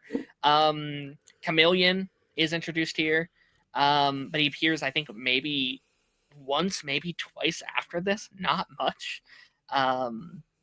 He was one of the only aliens that wasn't introduced in Ben 10 Omniverse. He never got an official appearance over there. So I think, did you say C? Yeah. I think C's fine. I'm not going to argue C. Okay. All right, here we go. Here's this next one. Moonstruck. Grandpa Max reveals the story of how he met Verdona and how he eventually was recruited to become a plumber. I like seeing flashbacks to Max. This one was not good. Yeah. D. Okay. Oh, interesting. Okay. Yeah. No, I fully agree. I don't. I like the concept. I think it's a great concept, Yeah, and like just execution. we talked about this many times over the years, where you wanted a Max Tennyson prequel show, and I was always very hesitant when you would say this because I knew of this episode. I was never a fan of it, so I was like, I don't love the flashback. I didn't love the flashback episode. And if it was like this, I probably would not have liked the whole show based on it. But it's great concept, bad execution, just kind of a boring. It's not bad, it's just boring. Nothing really happens. It's kind of like, okay, whatever. Okay. Simeon says, this is the Arachna chimp. Yep. Eunice episode where all the DNA aliens are taking over the planet and Simeon's involved and it's all his fault and blah blah blah. What do you feel about this one? Like, it's like an interesting concept. I just think the execution of it is not great. I say C. Like it's like bringing them back in terms of like the what are they called? The like DNA aliens, bringing that back is interesting, but it's like the way they handle it, I still think it's good. It's doing a lot. There's a lot of concepts here. I love Spider Monkey, so it's so cool getting to see his planet. I always love when we get to see these aliens' planets. Simeon's back. Eunice is back. There's a lot of things here. And I would agree. I don't think any of them ever truly land 100%. Like I think it's all just kind of like, well, all right, all right. They they tried a thing. Yeah, and again, I think we're in these group of episodes like we've done. Like we're in this kind of bit where it's like, oh, they're just trying stuff. They're just trying anything and seeing if it fits and. You can tell this era is kind of running out of steam. It's just like, what if we go to Spider Monkey's planet? It's like, all right, guys, whatever. Greetings from Tekadon. A mysterious object crashes in the center of Bellwood, unleashing Tekadon robots with one thing on their mind: destroying Ben. I think this is an episode where Volcanus sends the Tekadon robot to kill Ben. And it just keeps losing because it knows all of its moves. And there's that famous Wrath sequence where he's like doing the wrestling moves, slamming them down. I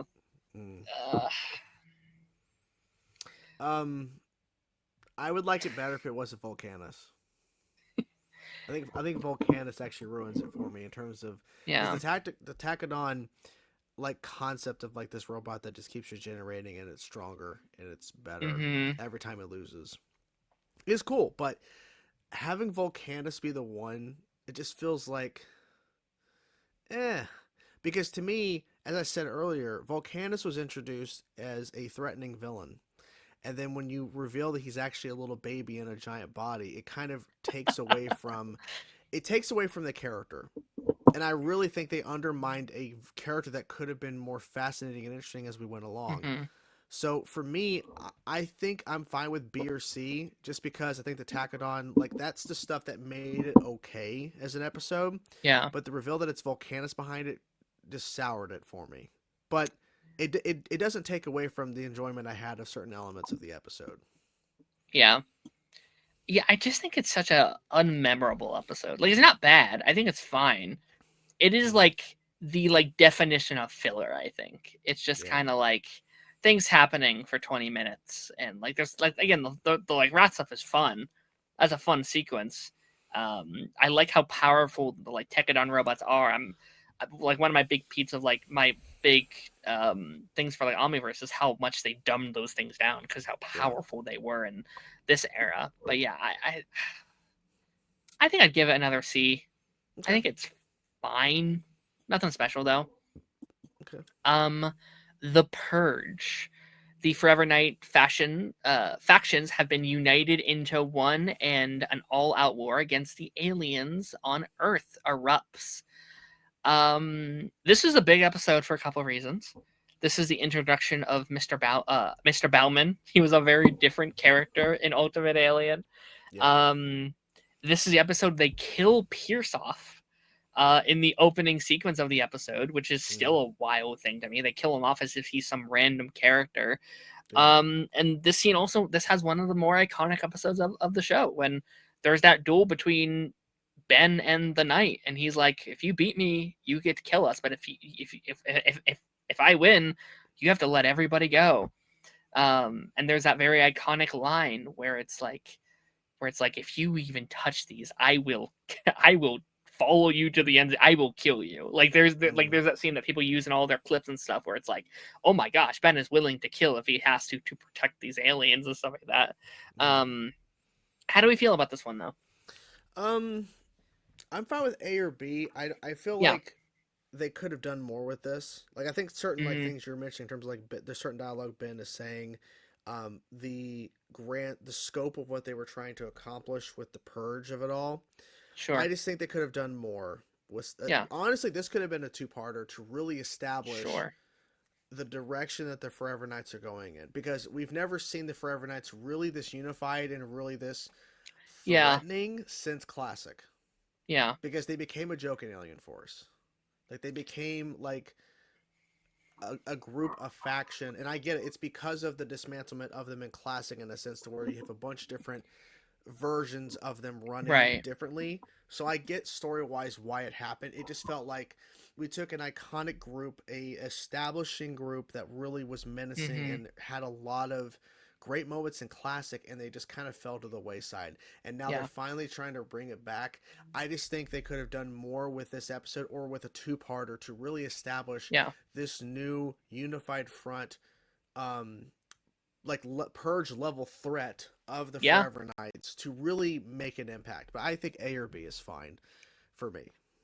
I think this is probably one of my favorite individual Forever Knight episodes, just because I think this is some of the most threatening they have been.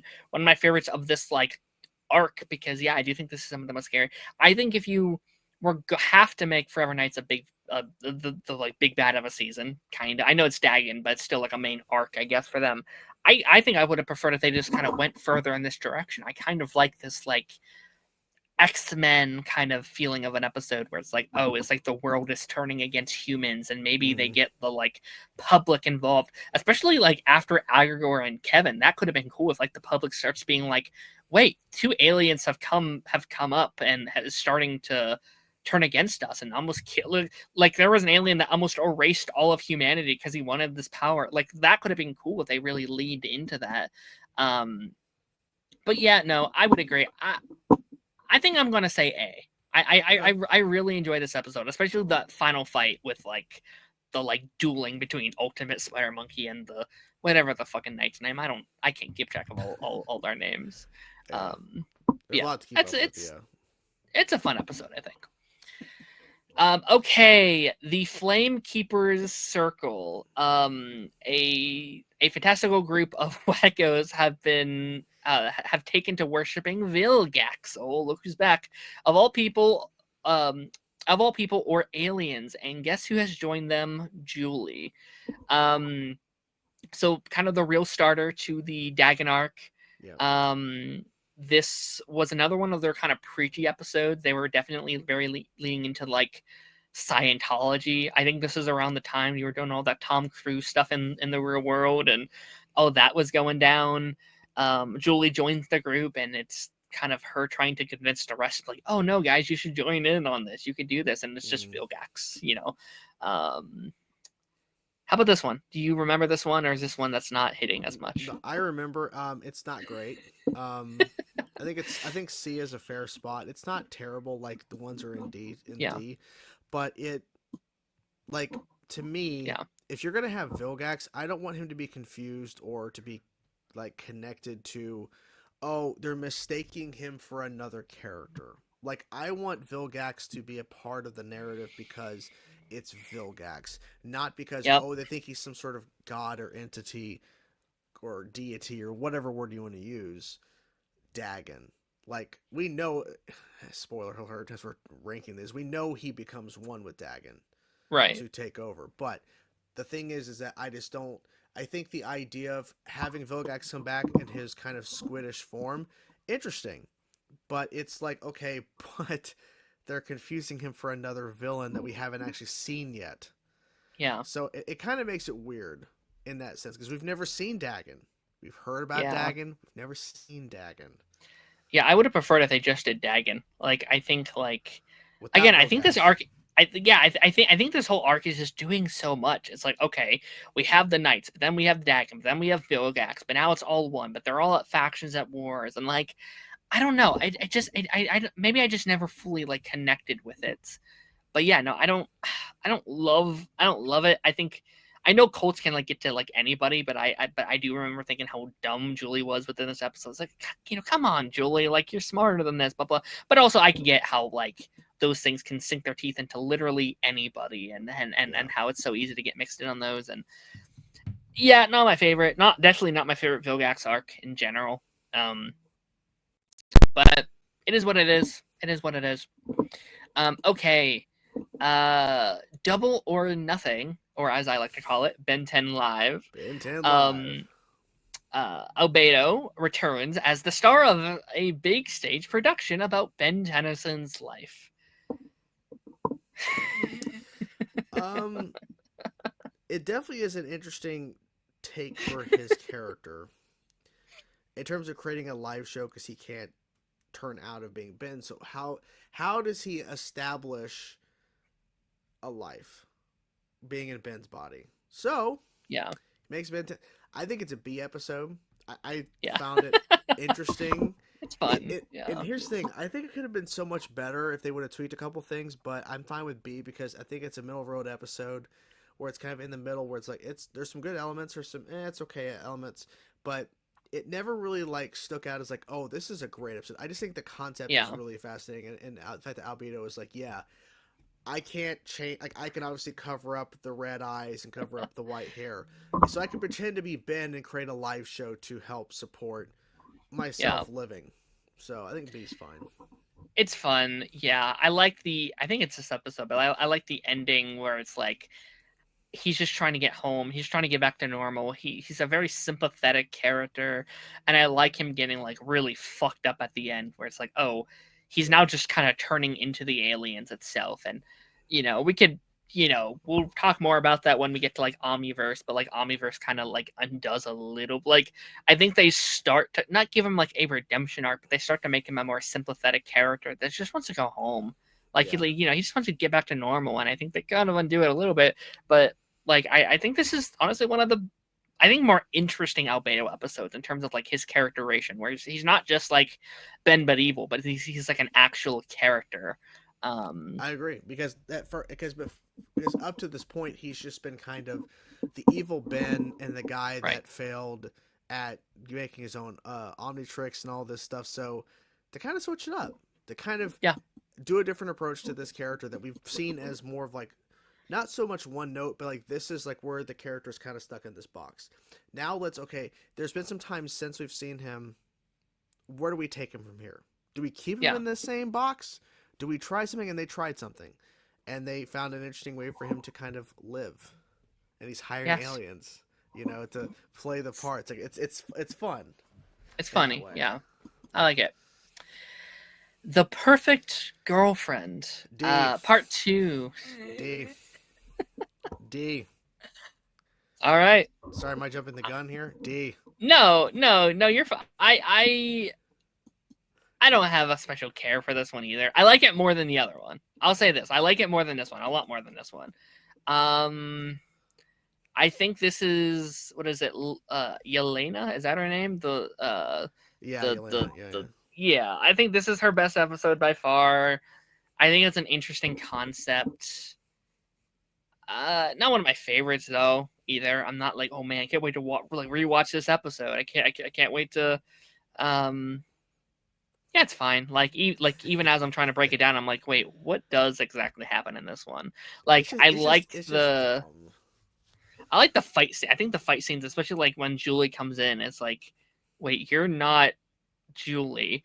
And I think Ben not being able to tell sooner is also a bit of a red flag, and maybe something. Yeah, it's a red flag. Yeah, it should probably tell you why they should not be dating at this point if you cannot tell your girlfriend has been replaced. But is what it is. Okay, we're now approaching one of my favorite episodes of the whole thing, the ultimate sacrifice. Ben is suddenly not Ben, and it's an all-out revolt as his aliens inside the Ultimatrix demand their freedom. S tier. Yes. Okay. This episode is phenomenal. Like, I loved the idea that the aliens within the Ultimatrix are fighting back, and it's interesting because it's taking on the same concept of Ghost Freak from Classic, but it's not so much like them getting out to have revenge. They're basically saying, look, you're forcing us to stay here. You're forcing us out to fight and to do whatever you want to do. We don't have a choice. And so I found that very compelling that they're doing that, because it's something I never thought of before. The Ghost Freak thing, they explained it as, oh, well, he was trapped in the Omnitrix and he never was supposed to be there to begin with, or like he was, it wasn't like a DNA, like it was actually a Ghost Freak, like it was actually a character or a person or an alien in the sense. In this way, it's like I never thought about, well, what if the DNA becomes self-aware and they're all turning against him? That's it's very fascinating. And also too, I think with it being the Ultimatrix, I think it kind of makes more sense because it's not the original Omnitrix. It's so there is a different component to it. So maybe that comes into it in terms of like why the Ultimatrix aliens did this and not so much the Omnitrix. Right. Because Omnitrix was definitely around a lot longer. Like he had it around during Classic. We know during the Omniverse he had it past the Classic timeline. And then within 5 years being dormant, then he used it for a long while, because I'm not sure how long timeline passed, like from where we started Alien Force to ending it. But presumably, it's been months or a year or longer that he's been doing this. So there was never this happening. So the fact that this occurs with the Ultimatrix, interesting. So yeah, definitely one of the best episodes of the show. I think I could say this is my favorite of the franchise. Like I love this episode a lot. I think it's almost a perfect episode. Like, like him in there having to fight all the all the ultimate aliens is incredible. But like Gwen kind of going inside there. Ben, like it's titled, he's willing and ready to sacrifice himself. I think this is one of the best versions of Ben, where it's like, oh, this is on me. Like, I was using them and they didn't know about this. Yes, it's not fair, but this is on me and I have to do this for them. Like, that's such a perfect moment, such a touching moment. And then another one of my favorite scenes of the franchise, when Kevin has to go to like Galvin Prime and ask Azimuth for help, and he's getting like the like shit beat out of him by the giant robots, and he's like, he's trying to like convince him to help. He's like, yes, he's messed up a bunch of times. He's done this and he's done this, but he's a hero and he saved the world 10,000 times. But most of all, he's my best friend. He's getting the shit beat out of him. It's like, what a perfect arc for him. Like, I loved watching his arc come full circle. It's so incredible. So we go from one of the best episodes the show ever made to let's just do it. I don't want to spend too long. That's what I'm talking about. Like, they will go from the best they've ever done to Mom Riedel. Yeah, I don't want to spend too much time. It's so fucking stupid. Like, the Riedel brothers are already, like, dumb, but they're tolerable. And then you have Mom Riedel with, like, her pretty boy. It's so fucking dumb, dude. Oh, my God. Like, okay, here's how I'll tell you how bad it was. Mm-hmm. I have never, like, every episode of Ben 10 that up to this point, I've loved, enjoyed, like someone liked, or like it's not great, but whatever. Yeah. This is probably the first episode I truly hated. I was mad, like frustrated that I sat through a 20-minute episode of this crap. Because there's so many points. There's even one point where Ben's just standing there watching the pretty boys get made, and he's just watching. Like, dude, what are you doing? why the fuck are you just standing there watching this? Like, just go in there, Yeah. stop the machine, do something. Mm-hmm. He's just standing there in the trees, just watching. I'm like, dude, what, Ben? Oh my Yeah. god. Have some of that Captain Nemesis moments where you just like go in, don't fucking talk, and just destroy shit. How about you do Yeah. that? It's so stupid, man. It's so dumb. Yeah. I don't hate it that much, but I'm not a fan of it either. The only real part I would say I love, I would say love, but I really like, I do like the moment where he turns into Big Chill and he's trying to like persuade her to stop. He's like, I'm a mother too. Like I have Oh yeah, had he oh yeah children he did bring before. that up. Yeah. I really like that bit of like thinking from then as like, oh, maybe I can talk her like mother to mother. Although they do kind of like I don't know. It's like when they get to like Omniverse, it's like I'm not a mom. It's like yes you are, Ben. Come on, yes you are. But yeah, no, You not a forgot, great Ben. episode. You forgot. Okay, we are now on to another one of those kind of teachable episode, the Winding Gyro, I think it's called. This is the like giant garbage episode. It's like the Captain Planet episode about recycling, and there's a giant monster that's invading the um I don't know, some military base or whatever. Yeah, something. Yeah. Yeah. I get the concept, but it's not a good episode. We thinking C maybe? It's fair. I don't care. Like I understand the point. Yeah. It's targeting kids. I think this is also the episode where they also brought in the X-File ripoff characters. I think was Yeah. this episode. Yeah. So the concept, and I get it because it's tailored towards a younger audience, so they want to try to teach them things, Yeah. but it doesn't really it doesn't help the show. It actually I think deters from the show because we're in a fantasy world where a kid hits a watch and goes alien hero time, and then you try to throw in some real Yeah. world concept stuff, which I get. It just feels like okay, now we're taking ourselves outside of the show now in a way, Mhm. and it kind of I think it doesn't hurt. It doesn't help. It hurts. I think. I think it like again, I think it's very telling. Like I think again, like you said, like we're in a world of aliens and superpowers and magic, and somehow I think this is one of the more unrealistic episodes of the show about like I don't know, like a magical trash monster. It doesn't quite. I think with better execution, I would be into it, but it's Mm. just kind of a nothing sandwich. I do like the fight scene between Way Big and this giant monster. Like I think that was a cool sequences. He displays his like almost his like super speed abilities that he never. I don't think he ever uses again. He uses it in this one episode. It's like he can fucking super speed. Like why has he never used this? Ever again. He fights Dagon in like a couple episodes here, and he doesn't use it there. All right, whatever. It's Um, dumb. yeah. Okay, we're in the final stretch now. We're in our final line here. Let's go. A night to remember. Vilgax gets a hold of old George's sword and tries to gain Dagon's power. Big mistake, and Ben discovers a new alien hero, Edel. Again, this is where they start to blend a little bit for me because like there's a lot of these like Dagon focused episodes, and it's like, wait, which one was which? Which one was this? This is the one where he turns to Edel for the first time, and Vilgax just instantly like kind of throws him out. I don't know, just kind of like destroys him instantly, and it's just like, wait, we didn't even get the chance to meet Edel. He transformed for 2 seconds and he's back to normal. And that was a weird way to introduce him. I remember being pretty pissed about that.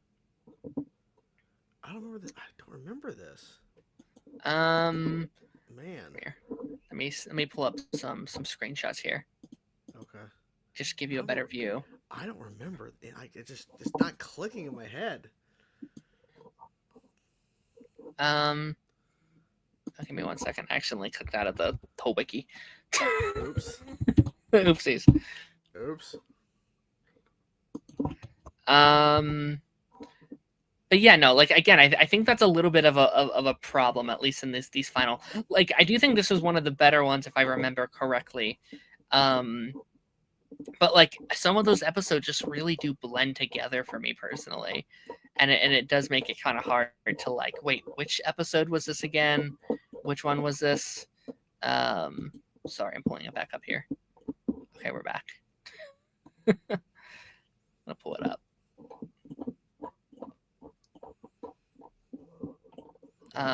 Was it A Night to Remember? Yeah. Yeah, I can't remember. I just can't remember this. Wait, was this all the episode where the flashback of Dagon was getting attacked? No, that's the following one. Okay. Let me see here.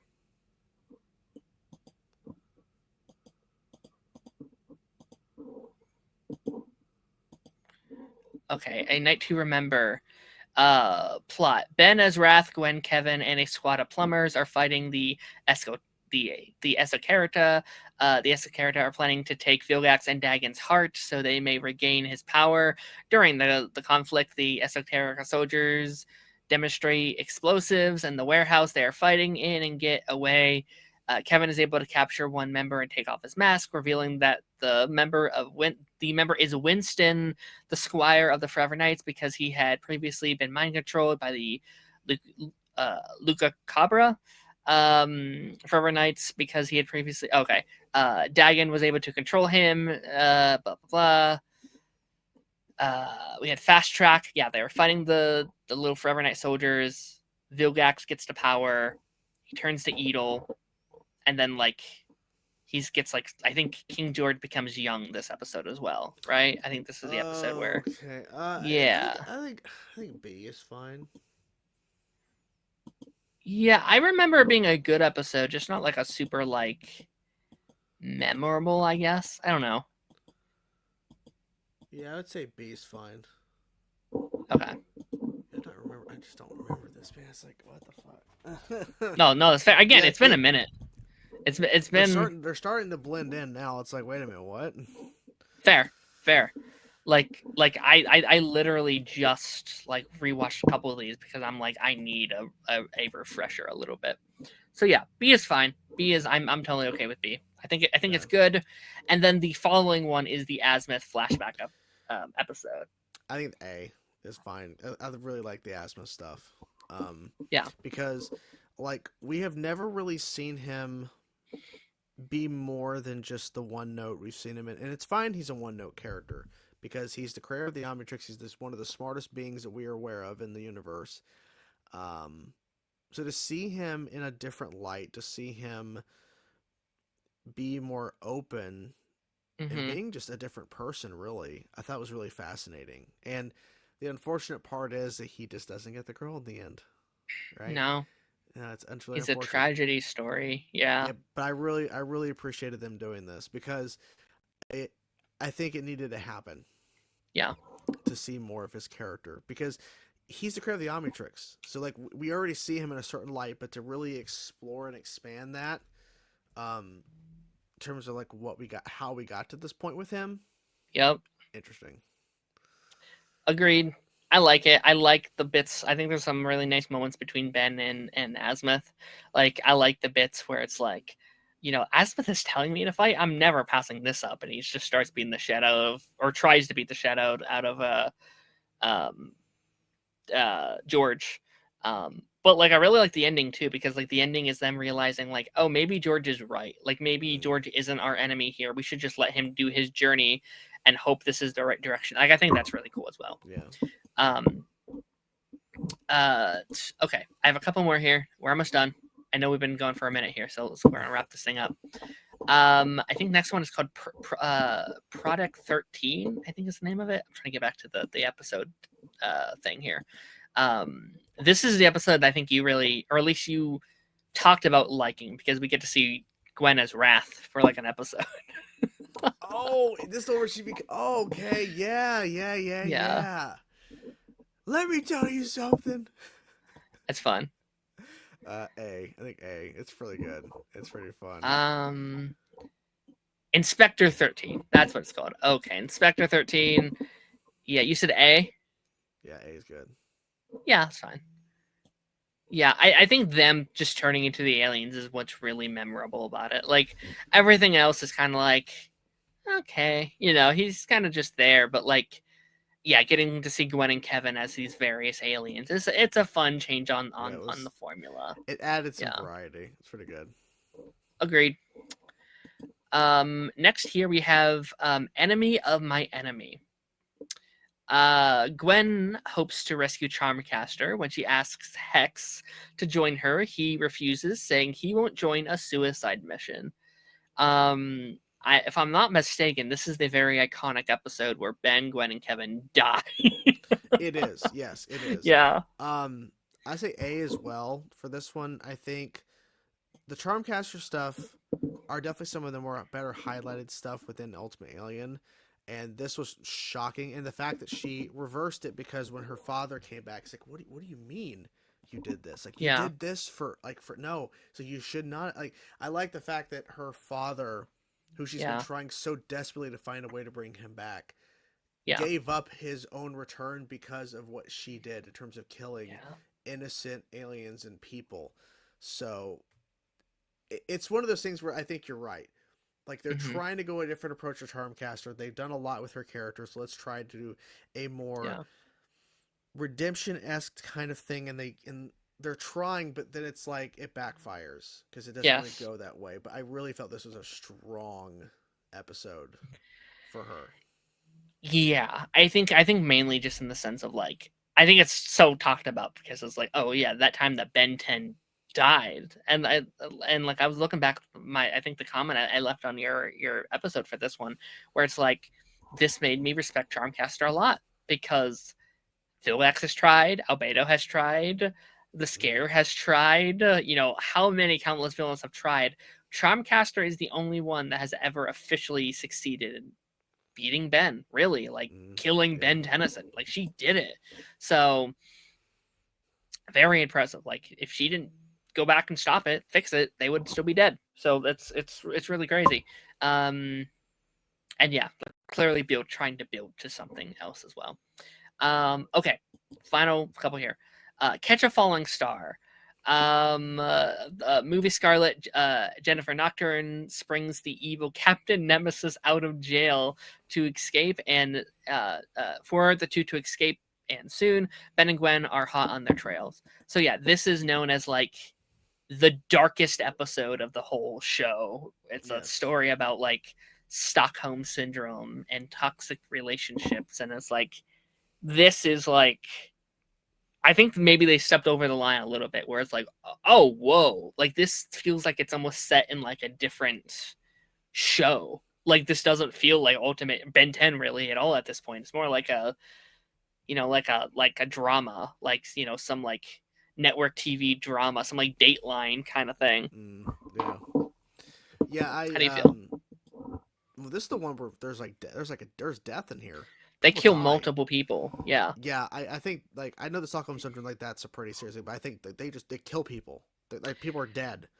Yeah, he like kills a guy, steals his face, and like puts it on his face to like get away. And like, yeah, it's not an amazing episode. I say B is fine where it needs to go, but it's definitely the darkest episode. I'm surprised they actually killed people. Like, I'm shocked that they were allowed to do this episode.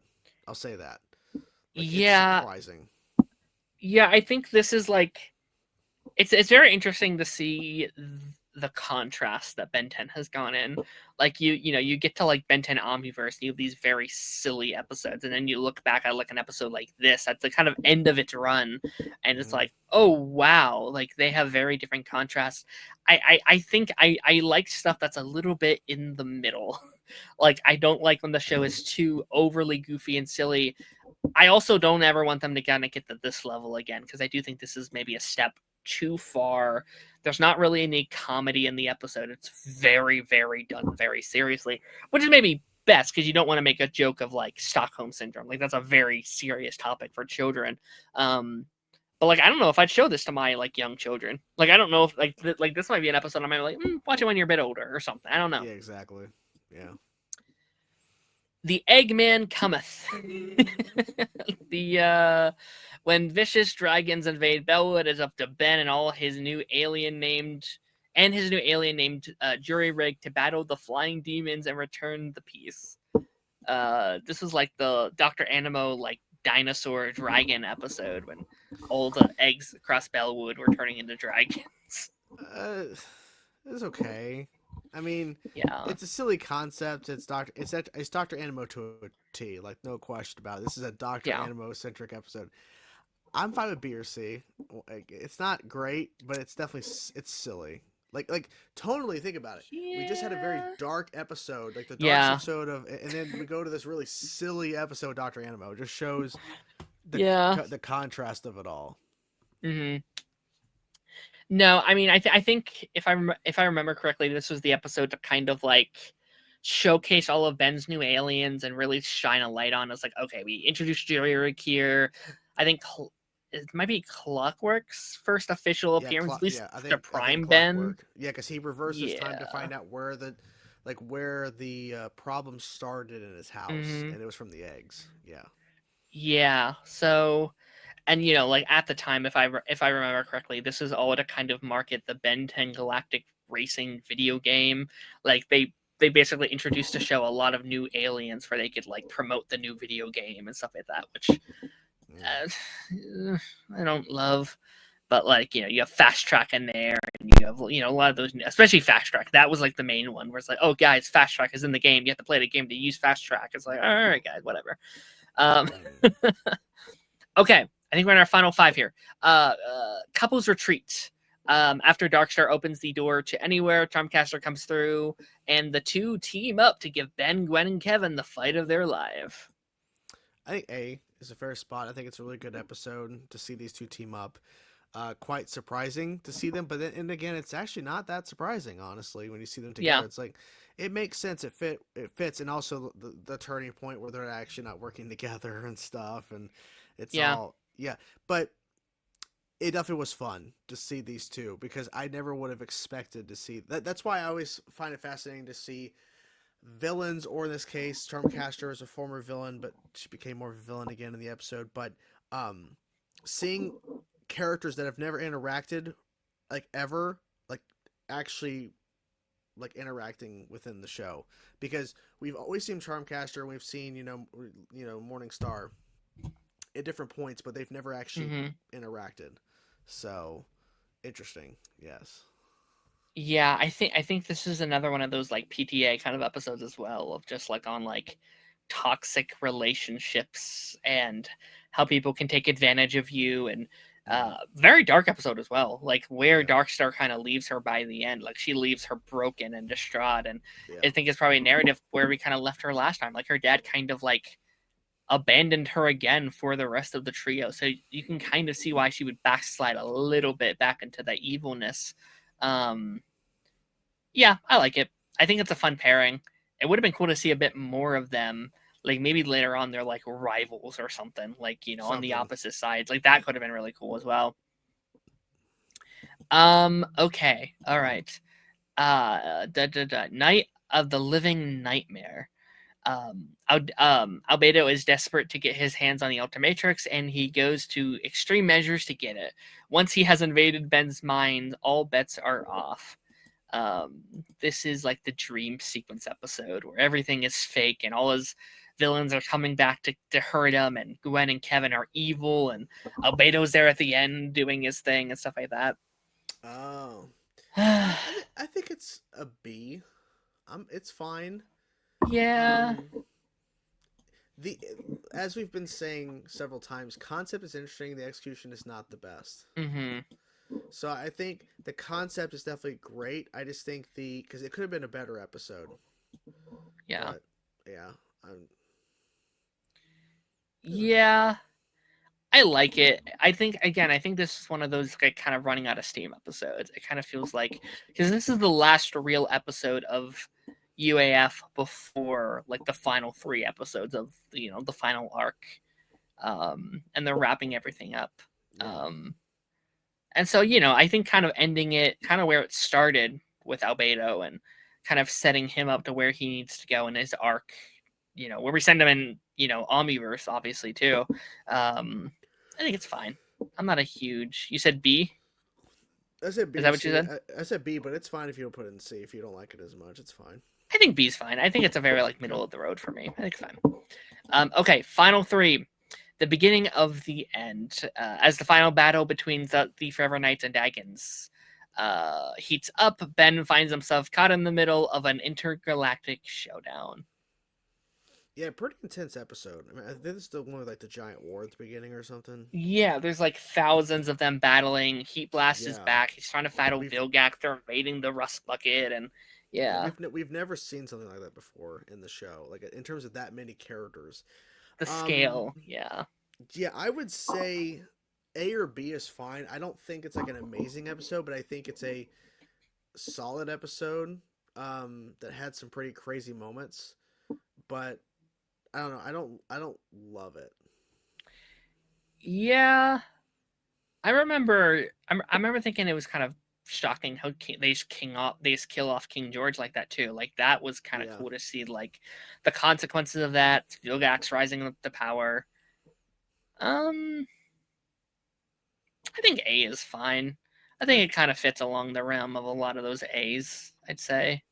Okay. Um, and then the final two episodes of Ultimate Alien. What is it called? The Ultimate Enemy Part 1 and then Part 2.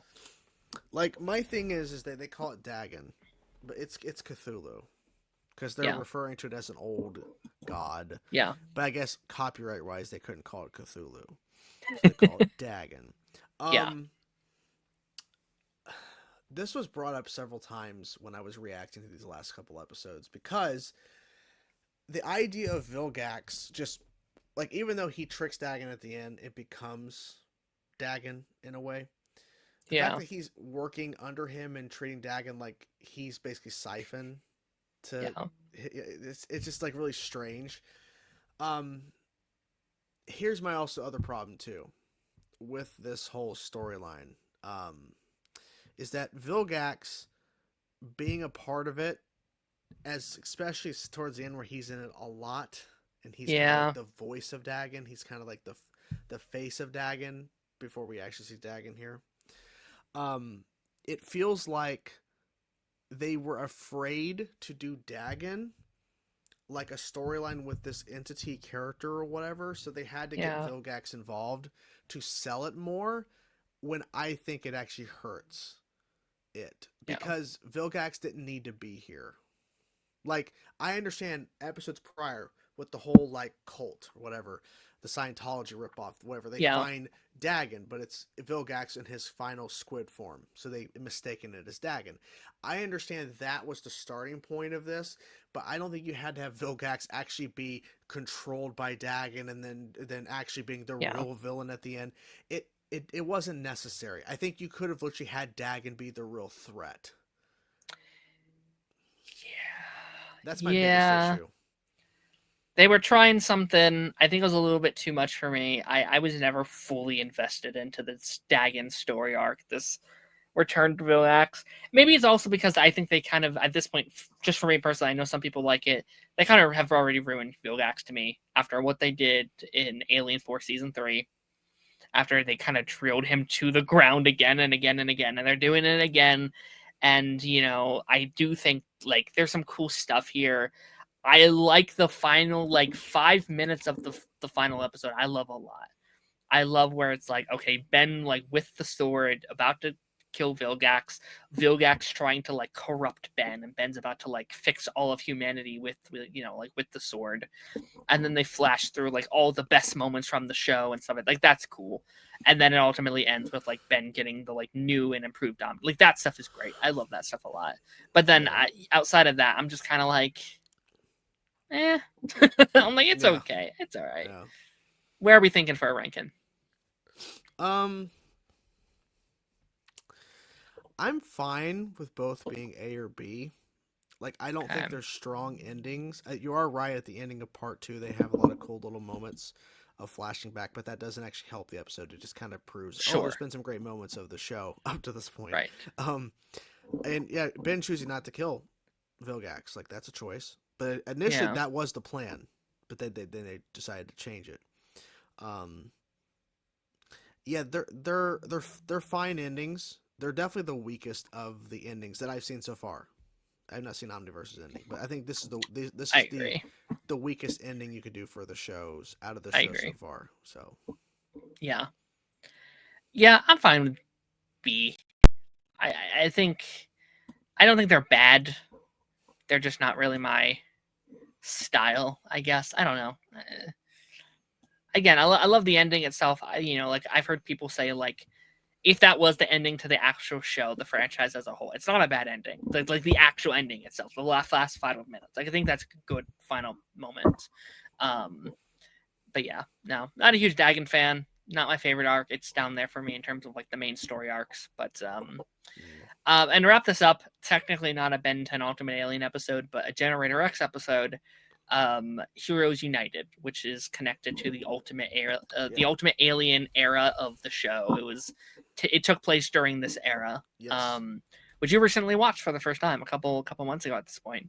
How did you feel about this one? An amazing two-parter. I'm glad it was a two-parter because I really would have been disappointed if it was one. S tier, if we're gonna rank it. Okay. Loved it. Yeah. Loved it so much. I wish my only critique, since we have 2 episodes, I wish there was Kevin and Gwen a part of it or something, because like there is a shot of you see Grandpa Max, Gwen, and Kevin in the style of Generator X, so that would have been really cool to like at least Kevin and Gwen. They do show a quick shot of the meteor, or like not the meteor, but the actual like pod coming down when Ben's young Ben. They have a shot of that in the style of Generator X, so they draw at least him standing and seeing it coming, and you see the curve, which we know how the curve ends up happening, but how it's coming towards him. So I thought that was really cool. And then there's a shot of like all these aliens that we don't get to see in the crossover. That's like in this shot of him, like, standing there. So it's like, okay, we get to see them in the Generator X animation style. I wish there was just more they would have done with it. Yeah. But what they did was really good. I just wish maybe more of Ben's characters were involved.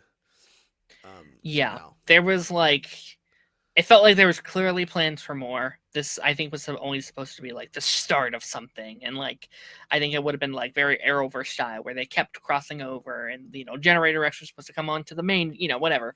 But things fell through, things didn't happen. I love the art style. I think the art style of this is my favorite thing about this. Just seeing, I think like some of the best the aliens have ever looked. I think some of the best Ben has ever looked. It looks awesome. I actually haven't seen most of Generator X, so I bet eventually when I actually watch it in order, when I actually see it like where it's supposed to be in the show itself, I'll probably enjoy it even more, because I'm like, well, I don't know the monkey guy, and I don't know the blood, like I don't know all these various Bobo, characters. Bobo, which you're about to wrap that up, right? You're close. I only have 2 episodes left. Like I filmed 2 episodes back to back, so I have 2 more to go, and the show's done. Yep, it's crazy. A 2-parter too, so I'm gonna watch that as probably one big episode, which normally I don't do, but I think I'm going to for not Tuesday, but next Tuesday. All right, I'm recording this ahead, so I don't know when you're gonna. Anyways, I know how I'm doing. Episode 18 is by itself. 19 and 20. That Tuesday is not going to be 19. It's going to be 19 and 20. Done. At the time you see this, it may already be out. So you guys can go check that out, obviously. There you go. Anything you want to change from this list? Like, I know we ranked a lot here. We've been running a while here, so I do want to wrap this up. But, like, anything you would change after we've seen it all? I mean, personally, I would probably move some of the ones indeed to like a new F tier lower, because I feel like they're worst. But other than that, I mean, I'm fine with where they're sitting. I know some people go, well, I mean, at the time you really loved them. Like, yeah, because when you're in the moment, it's hard to critique things or think back on it more. Like when you have more time to sit on it, because at the time I was just loving the fact that I was getting more Ben 10. Sure, some of the I hated the Mavrito episode as soon as I saw it. But some of these other ones, like they maybe at the time hit me a certain way, and then later on not so much. Like it was definitely changed. So, I do miss watching Ultimate Alien. I do miss the Ultimates from time. I'm glad that in Omniverse they found a way for Albedo to bring back the Ultimate Aliens, which was really fun. Yes. But at the same time, I'm also glad that part of it is done in terms of a watch, because there were just times where I was like, going in, I have no idea what to expect. Omniverse is the same way. There's episodes I'm like, what the fuck are we doing? But there definitely is more higher highs in Omniverse than Ultimate Alien did. I would agree. So it's definitely easier to watch Omniverse. I think this is easily the most like D to F like ones that we've ever had on one of these rankings. Like I think classic there was like a couple, and then Alien Force there was a handful, but like we had what 2, 4, 6, 8, 10 in D tier, 11 in C tier. So I think that kind of shows like, okay, maybe we didn't like this one as much as some of the others. Yeah. I'll be fascinated how we do Omniverse, which is what 80 episodes. Yeah, and I was like, thinking maybe we need to split that up. Maybe like 40 episodes Yeah. for part 1, then the last 40 for part 2. Yeah. So we're, yeah, maybe that'll be like Or at least do nothing else. Like we talk about nothing else at all. It's just like, okay, this speed running. I don't know. It's but like also like Omniverse has a lot more filler as well. Like Omniverse is like mostly filler, and then they'll have like 3 or 4 episodes a season. That's like an arc or whatever. But no, with that being said, I've kept you a while here.